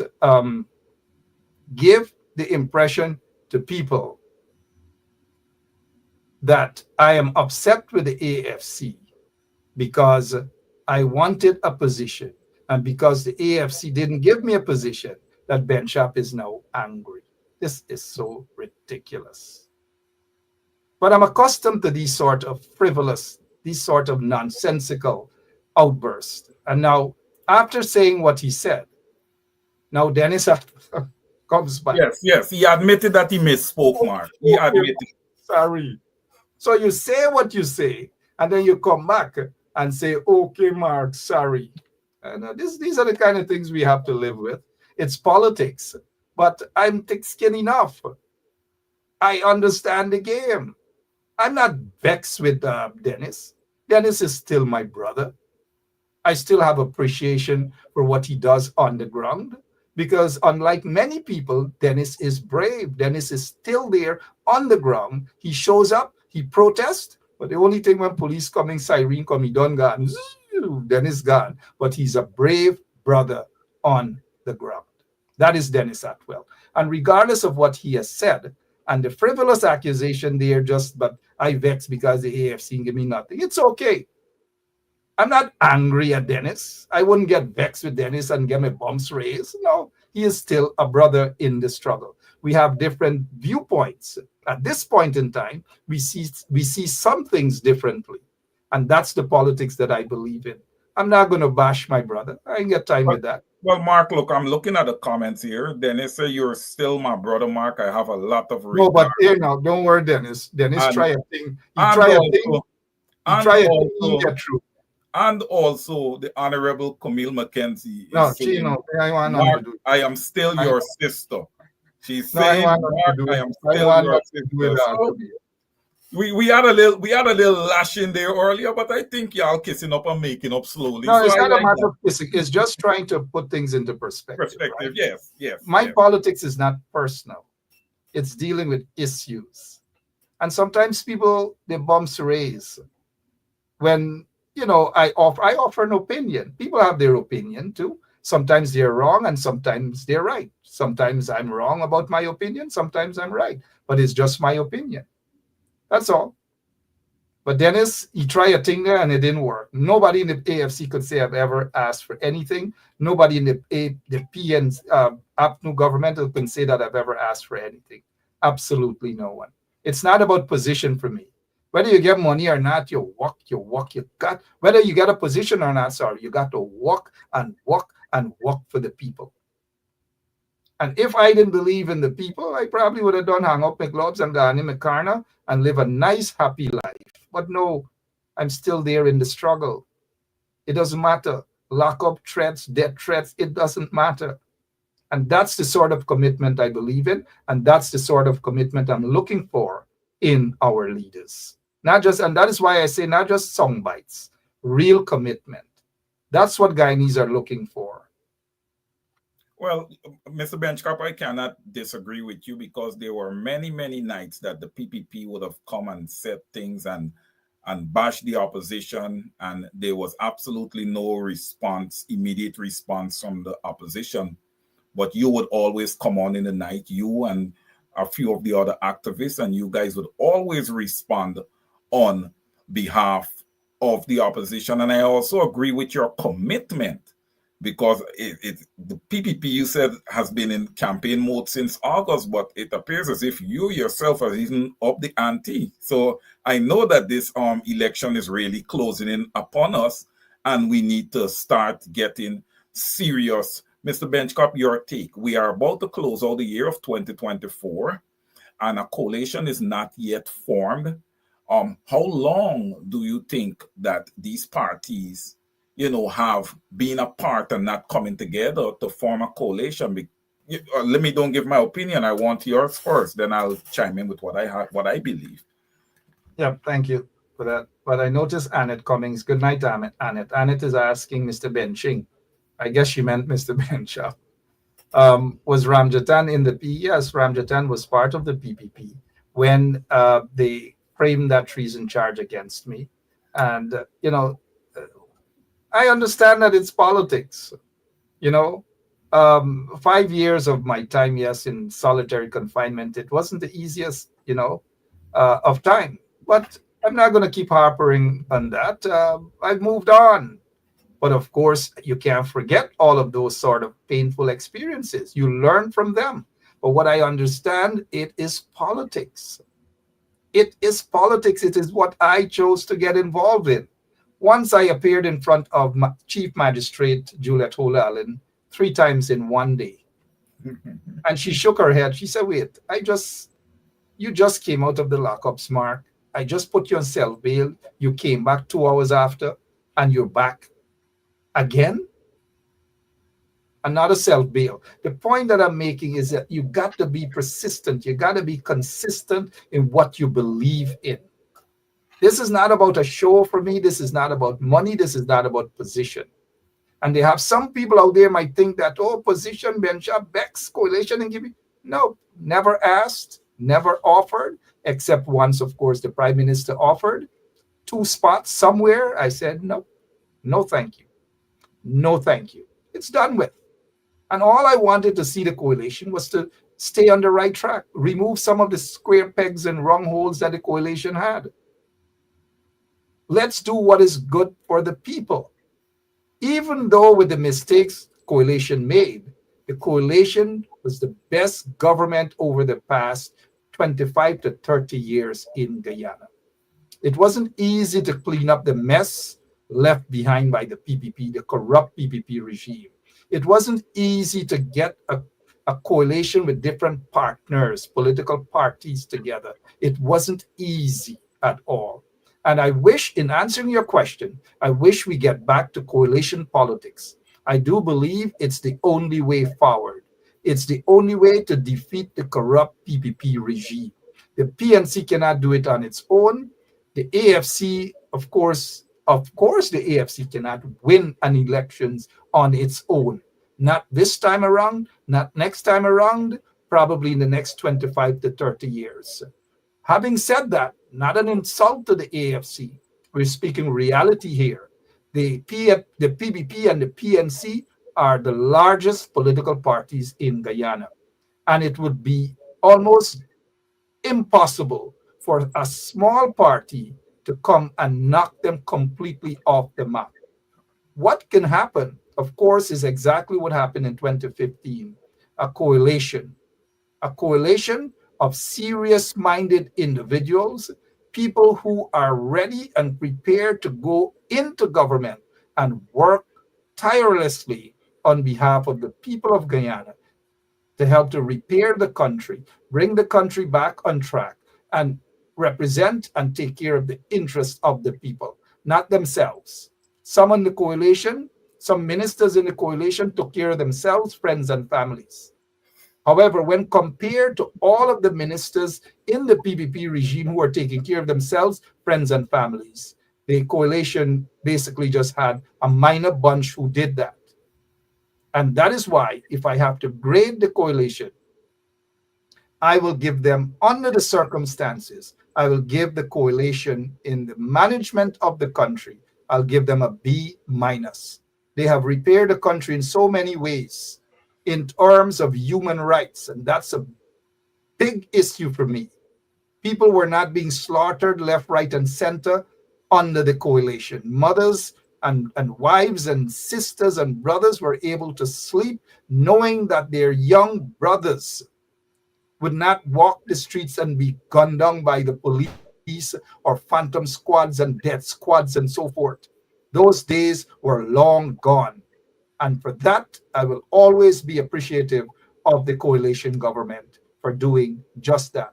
There are other things. For example, GPL. We experienced very few blackouts. Now it's back to square one, helter-skelter. And the evidence is quite clear that this corrupt PPP regime doesn't know to govern a country. And as a result of that, it has to be removed in the next elections. And the only way they can be removed is through a coalition government. The PNC on its own cannot do it. No other small party has the power, the voting power, or the reach to do that. And so there has to be an honest coalition partners comprising of whether the PNC, of course, and other small parties who are serious enough to take back control of Guyana. The AFC can play a role in doing so. This is not about fighting who has to be the consensus candidate, who is better than who, or whatever. For all you know, a consensus candidate can come outside of the political leaders that we see right now. And let the best person be presented to the table, on the table. Let discussions be had and say, well, look, here is what. If this person, if Dennis Atwell is the best person to defeat the PPP right now, then we will go with Dennis. If So True Hector is the person, or Tony Hack is the person, or Neville Cital is the person, or whomever, let the best person be presented. That is all I'm saying. And we will see the back of the PPP regime again. And in identifying members of parliament, they must be members of parliament who are willing to go into parliament, to become ministers and work in the best interest of the people. Not to get into office and take the duty free and drive wrong and duty free and air condition and look down upon the people in the ghettos and so forth. No, those are not the kind of MPs we want. Those are not the kind of ministers we want. And I am almost certain that the next elections, whether 2025 or 2026, we will have that change. However, if we're not seeing a coalition right now, it doesn't mean that there wouldn't be a coalition. But, one of the things that wouldn't help, though, and it is very suspicious. And we go back to what Dennis Atwell is saying here. And Dennis could only be saying, because Dennis does their knocking about by the AFC office, and you hear them big ones in the AFC talking. Here is what Dennis is saying. That is not helpful. That is not going to be helpful. Is AFC already gone with half of PNC membership? Wait, y'all will see. It is not helpful. We are not hearing that the AFC has gone with quarter of the PPP supporters, you know. You're not seeing the AFC in Port Moran, Blackbush, Pola, Manripo, or so forth. And this, take a look, guys, this is not skin teeth. Dennis Atwell is echoing what is coming from the chambers of the AFC, that they got with half membership of the PNC. Now, I don't know what PNC is talking about. I don't know what half he's talking about, but the energy on the ground doesn't match this. The evidence and the energy on the ground doesn't match what Dennis is saying. And what Dennis is saying is more harmful to a future coalition. And I can say this without any apologies, that on its own, the AFC will have an uphill battle to grab a couple of seats. It will be an uphill battle if the AFC were to go at it alone. And if the AFC decides now to team up with ANOG, and ANOG also has some serious problems, as we can see. ANOG chairman admits to serving 2 years suspension for medical misconduct. Misconduct. I wish not to say anything further as it pertains to a coalition, but it has to be a coalition with genuine partners. At this time, the AFC cannot do it by itself. It's an uphill battle for the AFC. Mark, I would really, really like to see where ANOG lies. You know, because I feel like if the Rupentier Cemetery. You know, I believe that that's the right place, because nobody has come out from that party and apologized to the people. There are issues with that seat. You know, Ralph Ramkaran is coming and he's pronouncing on a whole lot of other things, but he's not pronouncing on that particular issue. And it's, you know, monkey know what limp to jump on. That woman that's sitting there in Parliament is sitting there in a seat that they stole from the coalition. And that is evidence that the elections were tampered with in favor of putting the PPP in office. Elections was tampered with, and that one seat should have been given to the coalition. It was stolen and given to this joinder party. And for 2 years or so, Schumann squatted in that seat illegally. And this is what I hope the opposition, the combined opposition that are there, the 218,000, and that's the support base. Those are the people who went out and voted for the coalition, voted for David Granger and Moses Nagamutu. 218,000. And the opposition must stand up and represent those people. 218 plus thousand people. This is not time for AFC feel as though they could go off on their own, they're big man now, they could walk in their own boots. It can't happen. And that's the issue that I have with the AFC. It cannot happen. It just cannot. And some 1 and 2 bombs, the regular suspects, bombs gonna raise again. Bombs gone up again. Well, you know, Mark, it's interesting that you say that, because if you're saying this, then we should already, you know, be just about have a coalition in place, because I believe the longer you take to form a coalition, Mark, the more you'll have the Guyanese people in suspense. And I don't feel as if these people need any more suspense, that they're not even suspense, but they don't need that suspense, especially based on what they're experiencing right now. Right now, there's too much emotions and bad blood amongst those folks in the court. Too much bad blood, too much emotions, bumps raised, and it's difficult to get to the table like that. Let them simmer down. Hopefully, they'll simmer down before it's too late. But what I'm seeing is that some of the small parties will more coalesce. They might be more tempted to go and coalesce with the PPP, and that can be dangerous. Wow. We have to watch out for that as well. That's to show you that money is talking. Money is talking, and the issues, that's what needs to be talking. The issues should be what is, being talked about and what is being addressed, but it appears as if money is just overshadowing everything. Desiree, and that is correct, Mr. Caesar. Desiree Simons, hi, good night, Desiree.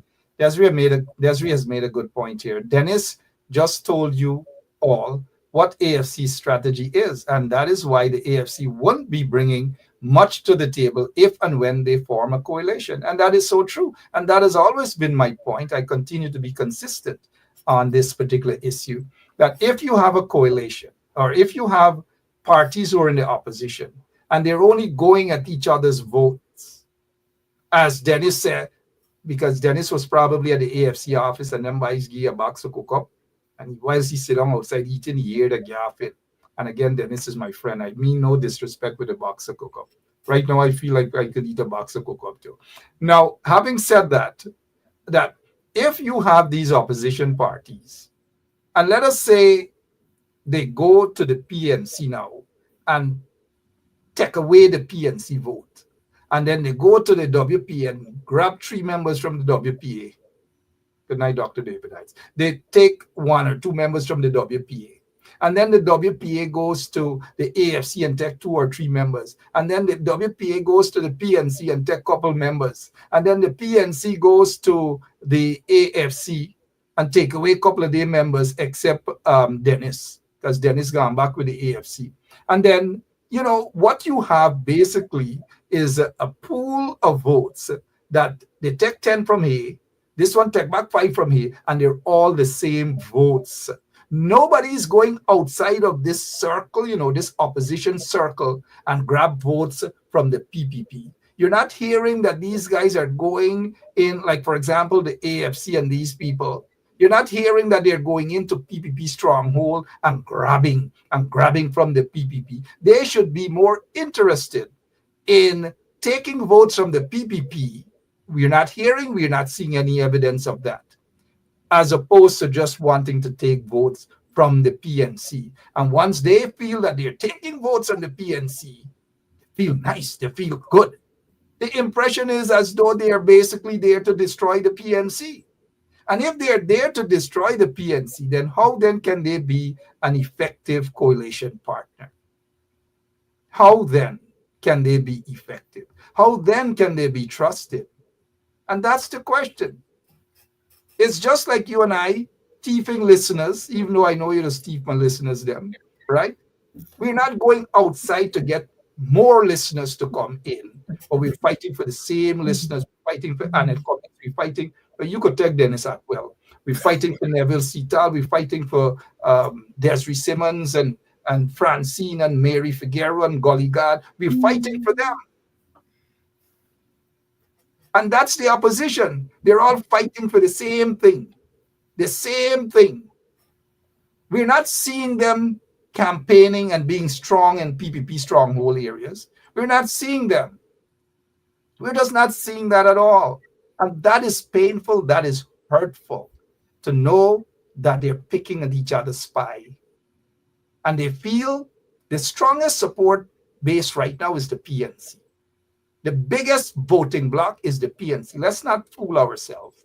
Let's not run away from that. And to have opposition parties feeling comfortable that they could take 2 members from the PNC, they could take 5 members from the PNC, and yes, we're digging into the PNC, then that is dangerous for any coalition.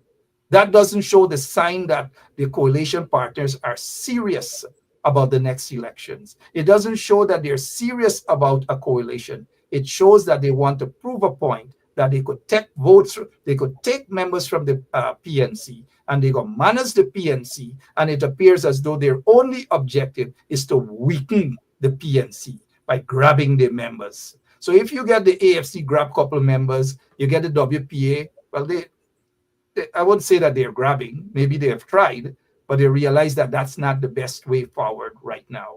And it is dangerous, what Dennis Atwell has said, that the AFC is taking away the PNC supporters. There's no evidence to that, but it is dangerous coming from Dennis Atwell, knowing very well that he hangs around in the yard of the AFC guys them. Again, I know Dennis really well. I'm not insulting my brother. I would never do that. But that seems as though that is what's happening, and it's dangerous. It's very dangerous. That's all I wish to say, unless you have any other questions, sir.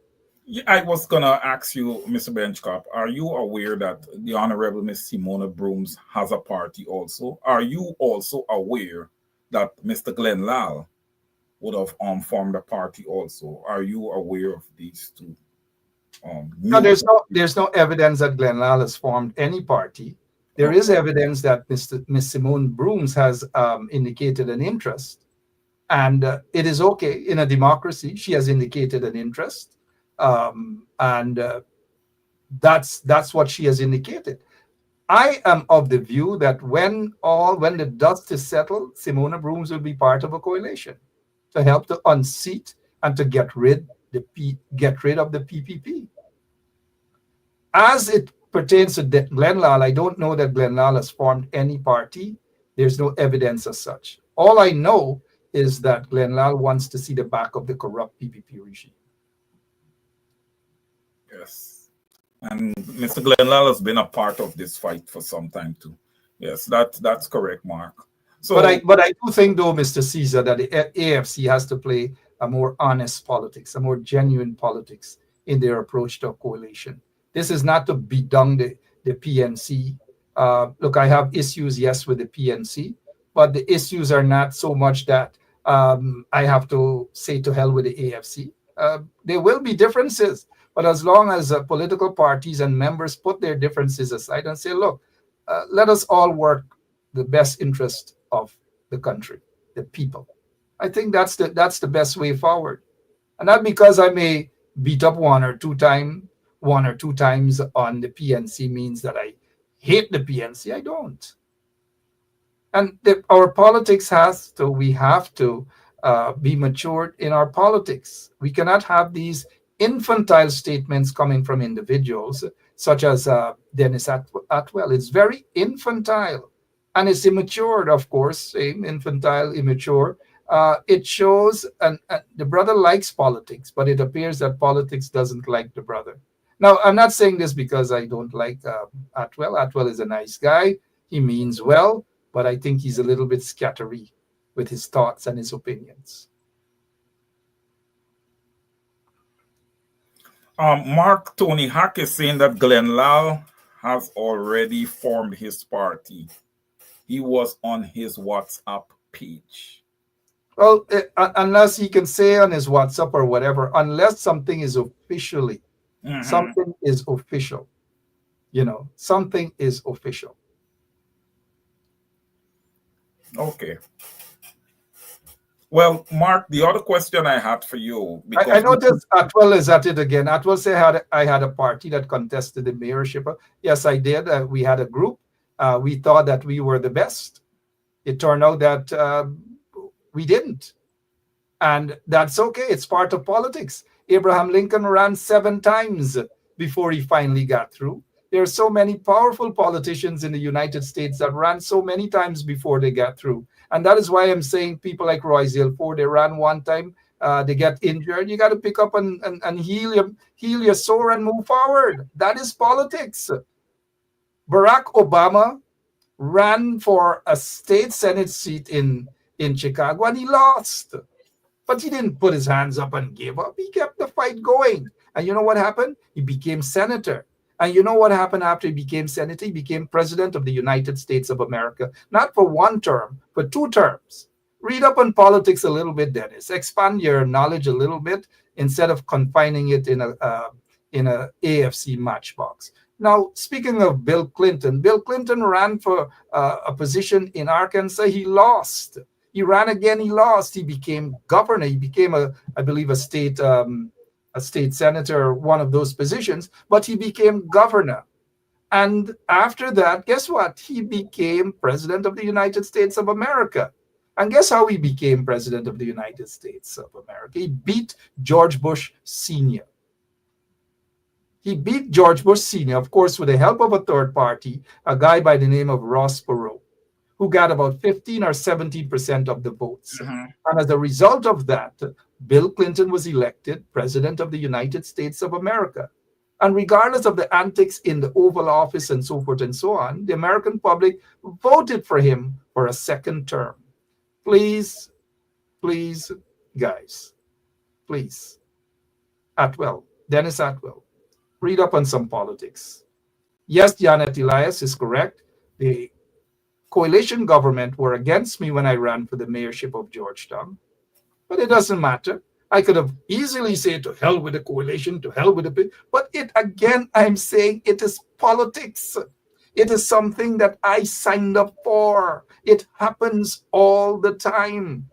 And if my bums was soft like some, like Atwell and some of them in there, right, I probably would not have been pushing the coalition. I probably would not have been pushing the people. I probably would not have had Granger on my program either. But I do not play that sort of politics. Simple as that. Simple as that. I do have another question. Here how I like Dennis. He make an accusation, he says something, and then he come back and says, sorry, Daddy. Sorry, Daddy. But sorry, yeah. Daddy.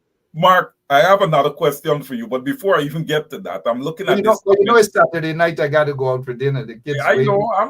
I'm gonna lose you just now. Thank you. But not before I ask you. Not before I ask you this next question and pick up this next comment here from The Joint. It's no. You can't take a question from a man when you pass the joint. It's saying, Mark, we need some fresh minds, people with integrity. Keyword, honest leaders who will work for the betterment of all Guyanese. I am tired of all the retreads. Well, he has a point. It's his opinion. We need fresh blood. Fresh blood doesn't mean just young people, right? But we need a mixture of everyone. We need a mixture of those who are experienced. We need a mixture of the young ones, and we need a mixture of the old heads involved.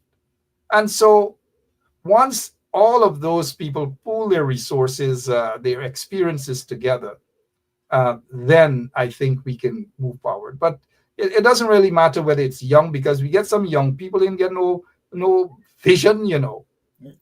They're not patriotic, you know. They get some people just get into politics to see what they could grab from the people. Jack Davis is a typical example. Irfan Ali is a typical example.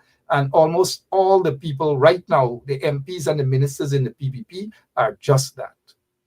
Greedy bunch, scampish bunch. We do not need politicians who are scampish to go in there and ill-treat the people. We need politicians who are going to get in office to stand up and represent the interest of the people. Take, for example, Mr. Caesar. Let me show you this here. Take a look at this. $1 trillion budget, $1 billion economy. Look at this house. And look at the yard. Look at the condition. That this is out in Lethem, that the minister, so-called minister, right? The so-called minister of housing, Kroll. Look at the house that they're giving to the people, with billions of dollars being wasted, going into the pockets of these cronies, the friends and families of the PPP regime. And look, they're all clapping. Look at the condition. Look at the house. A small house that costs less than $300,000 to put together. They're taking pictures. Look at the condition. There's no toilet. There's no electricity. There's nothing there. Look at it. Look at this. Look at the condition.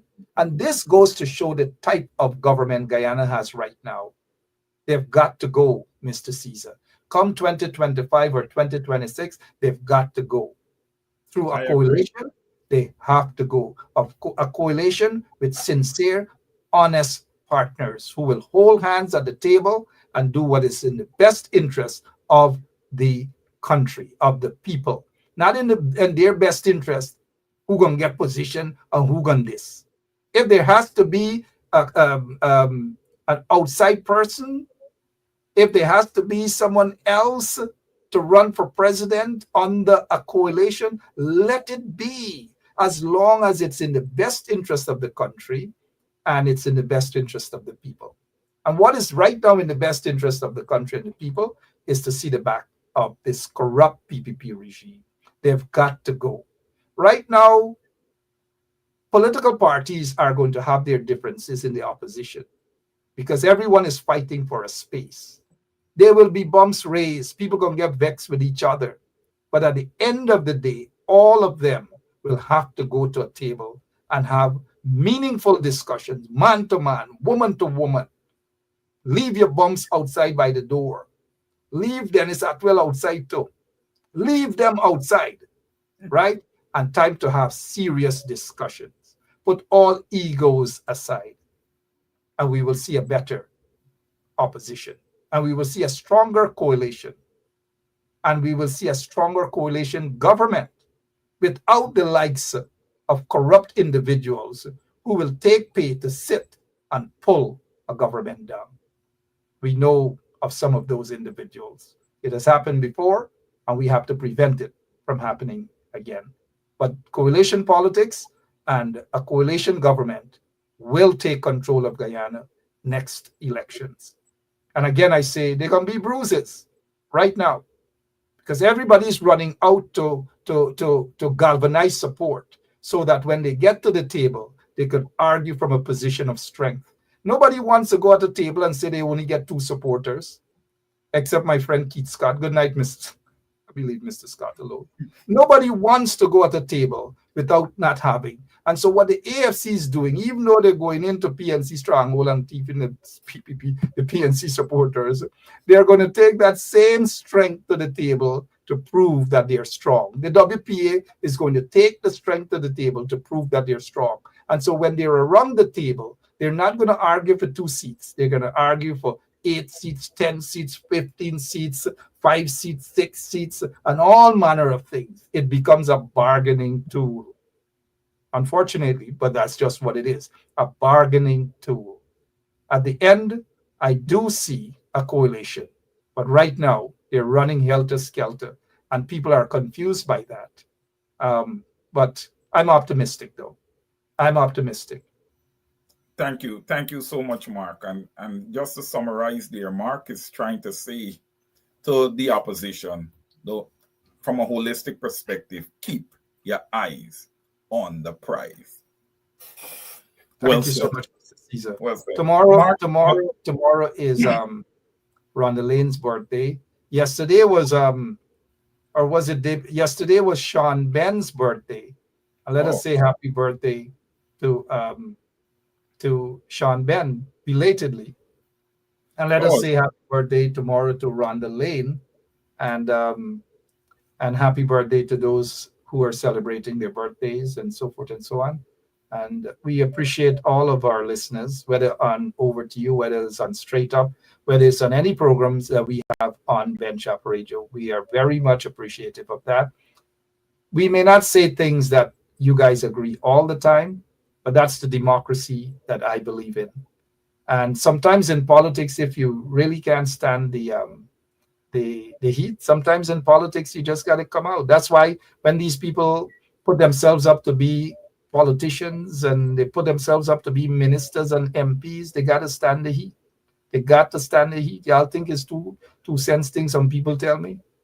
I wear wigs, I wear lipstick, I wear skirt. Oh, sir, it comes with the territory. Sometimes I feel like putting it on and dancing for them, right? Or go on top of the cathedral and dance for them, if this is what they think. But it comes with the territory. And I think I'm strong enough. Don't run yet. Don't run, because you know I still owe you a question. So yeah, but we're looking at the time, Mr. Caesar. Yes. Okay, so feel my question. Feel my question before you go. You're being like the politicians. You got to know. Yeah. You know. There's a song by Kenny Rogers. You got to know when to hold. When to hold them, or something like that, right? You got to know when.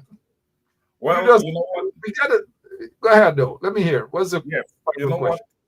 Gully God comes on here every night and Straight Up every night, and he does it as administrative thing. He tells everyone to share the broadcast, please. Well, he reminded me earlier in the program, Wayne, do not forget GCOM. Remember, Mark, all this work that is being done now leads us straight to GCOM and a clean voters list and biometrics.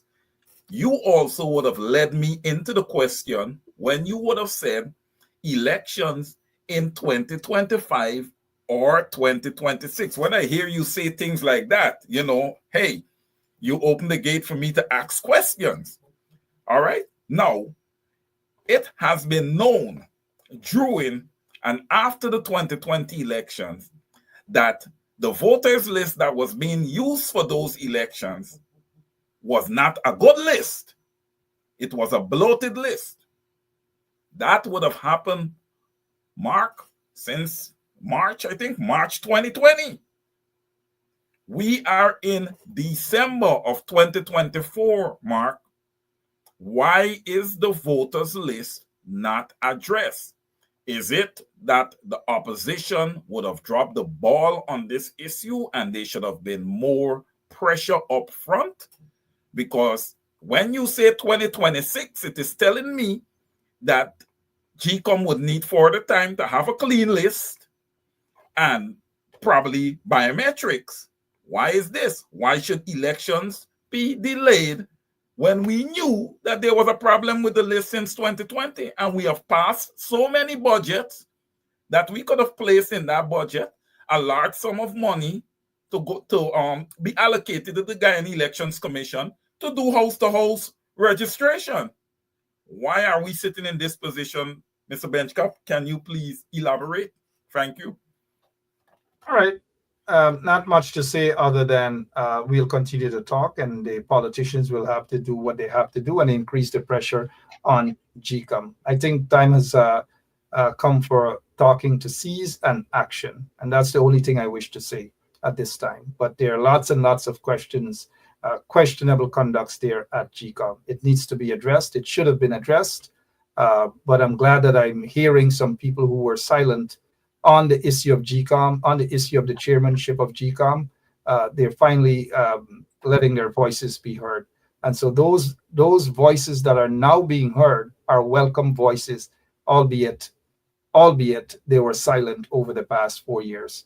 Having said that, I hope that the opposition parties, all of them, if they're serious about GCOM, then they will get all of their MPs out. All of the MPs will take 5 or 6 persons out there and flood in front of GCOM with not only 5 or 6 or 10 or 20 persons, but thousands of persons in front of GCOM. Thousands of persons calling for the removal of Asha Kisoon from Parliament. Thousands of persons calling for a proper voters list, a clean voters list. It cannot be done by just sitting on a program or by issuing a press release or going at a press conference and all the time. It's not going to happen. It's not going to happen with just Rhonda Lane and a few other persons in front of GCOM. It's not going to happen. It's not going to happen when some of our elected officials just pop out in front of GCOM, take a picture, and they're gone, and you don't see them back until another 2-3 months.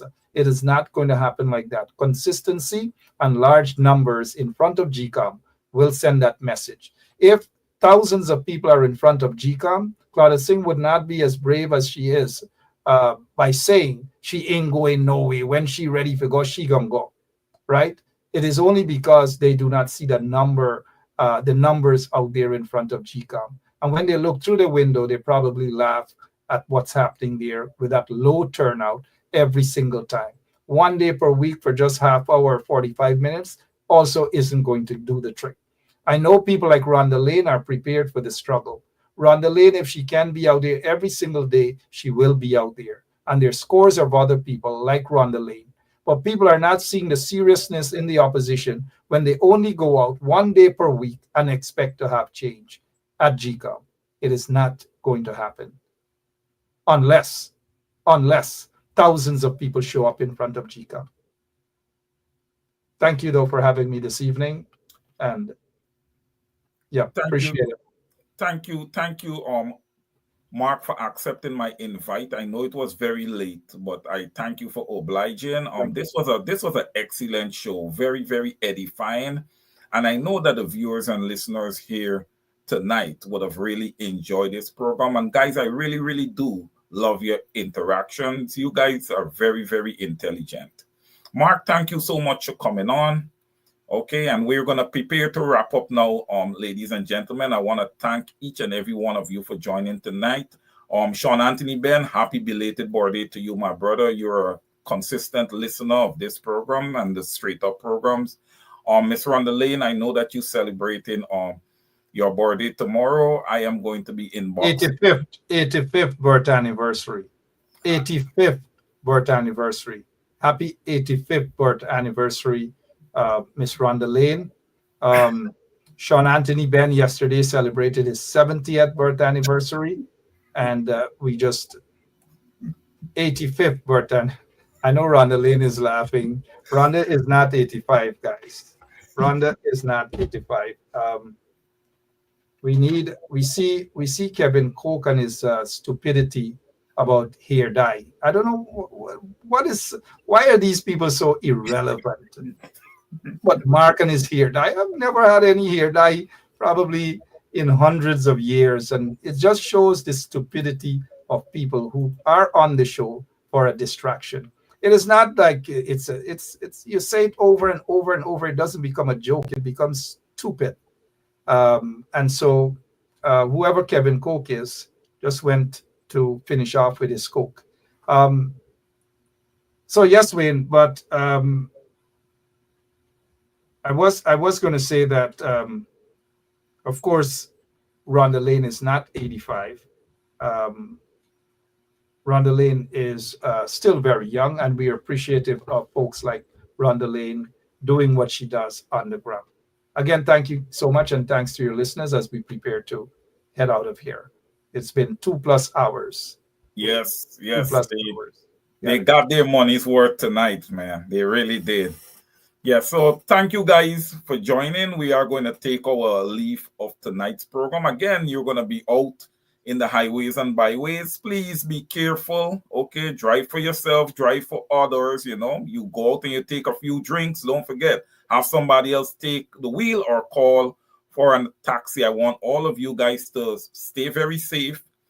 I think, you know, what we have spoken about tonight should give you guys a lot of confidence. We know what needs to be done. Walk with your heads up, all right?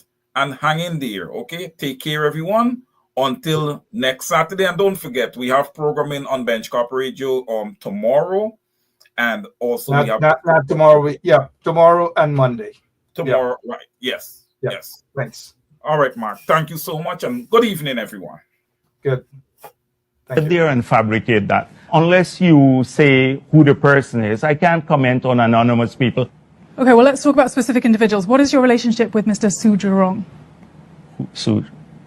Oh, Su.